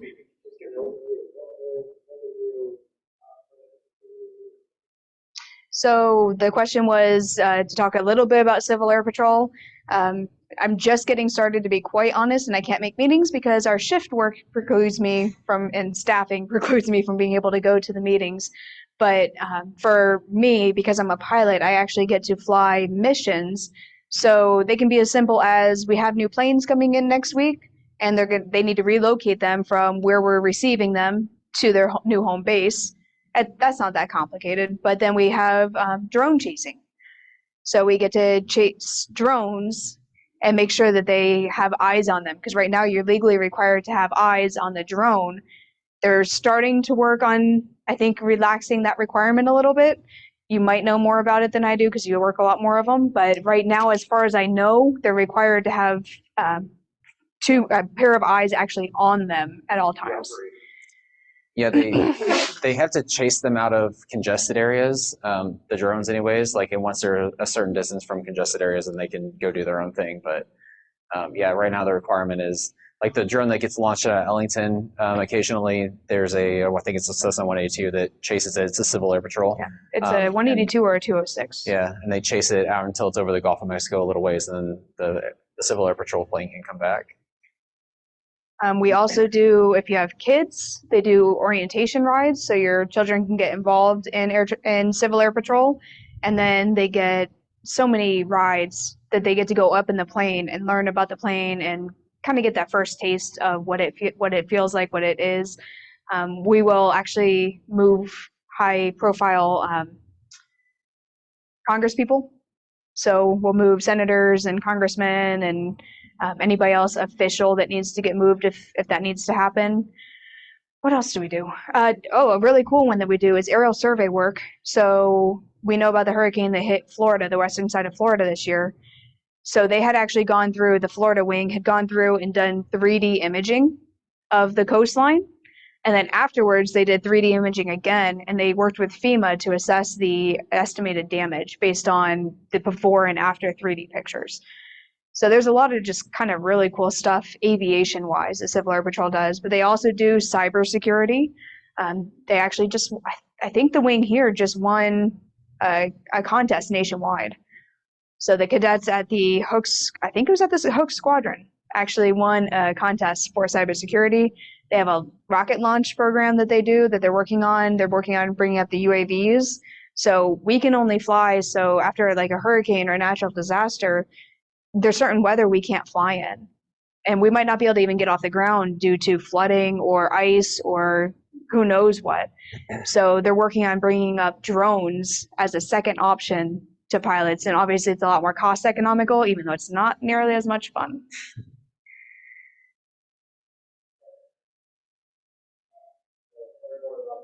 It's been a fun ride so far. You like it? I got another pun in there. Yes.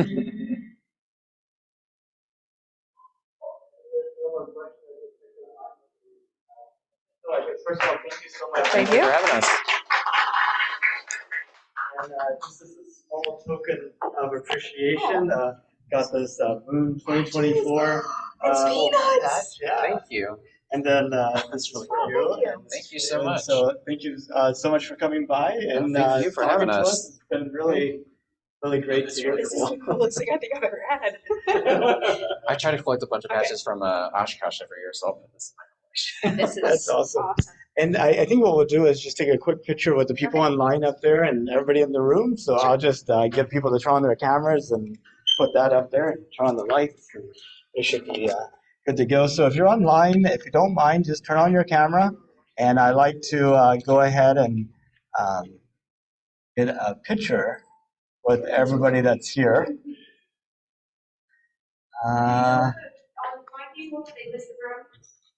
Yes, they did miss the brownies, and they were awesome brownies too. Oh, there we go. You were my favorite person. Absolutely. So sad. Must be so warm. Okay, No, like it. excellent. Okay. And how to take the We're the most. Excellent.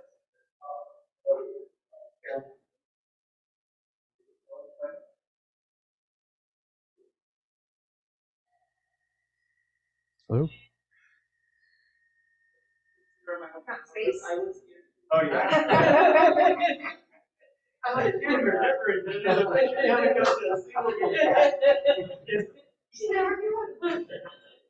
Awesome. Well, thank you all again. Really appreciate it.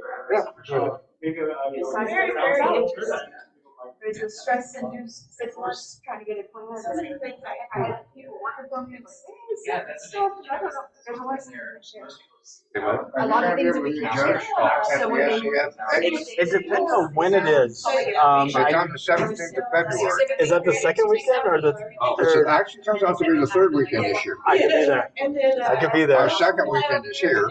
Let me tell everybody that we're closing the meeting real quick. So we're gonna go ahead and I need to close. close everything up here and get the conversion started. Okay, well I'll let you Yeah. you do that. Did you leave? You left? I haven't left it. They're all still there. Oh, so well, we should close it out, right? Like you said, you're trained, so. Hey, Nathan, can you hear me? It'd be stressful, but I can always train for the same thing. It's what Hey, you do. Nathan. And normally. Yeah, like especially like I always use teachers. There's no way there's a special. That's what I read. Yes, no, I don't see this. They don't want to get people up there or attention. No, I can't go off on them. You want to. Yeah, You're stronger than your mom. Yeah, so each job is sort of stressful. Hey,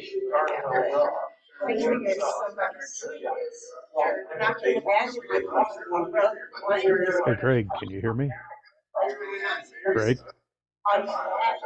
Oh, Greg.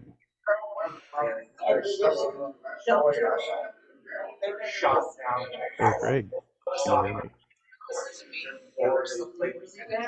Yeah, you try, Hi, David, can you hear? We can hear you. Yeah, I was just going to give Nathan some feedback about sound if he's got a moment. I think he's actually talking to someone. Yeah, I can wait. Yeah, I can see he's talking. Just let him know. Can you tell me one more time? What did you want me to let him know? Yeah, he and I had some text on chat about sound, and I wanted to follow up with some other feedback I have for him about it.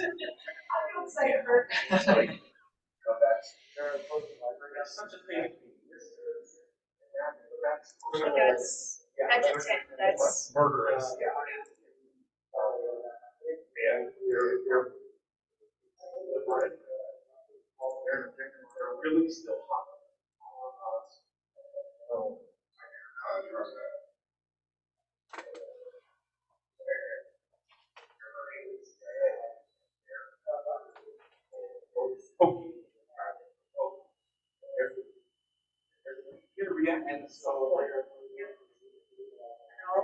all the background stuff is way above my pay grade. I'm not smart enough to understand. Start with whole series.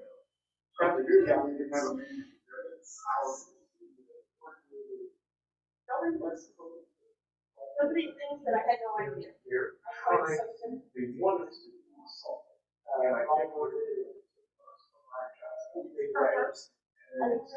One person was what was it? It's lying around just antagonizing it, antagonizing it. Eventually it's gonna hit, but they're just poking the bear. Like, I mean, that's what we hope until it explodes. Not Well, we're on the same place. And way back.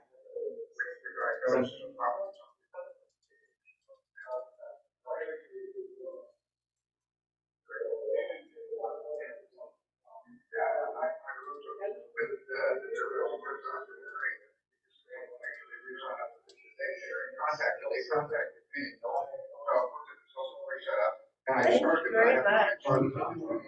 Depending on whether they should have been contacted. Really heard it. See if we can and give us some guidance. Oh, okay, I think it's probably time to turn it off. See you.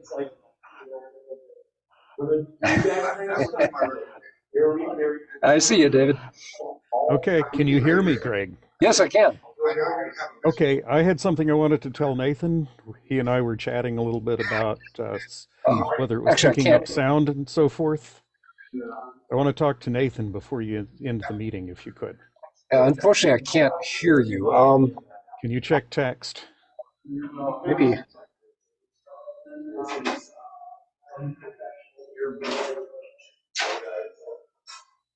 Yeah, I mean, it's just that everybody else is talking in the room, so I can't actually make it out. Sorry.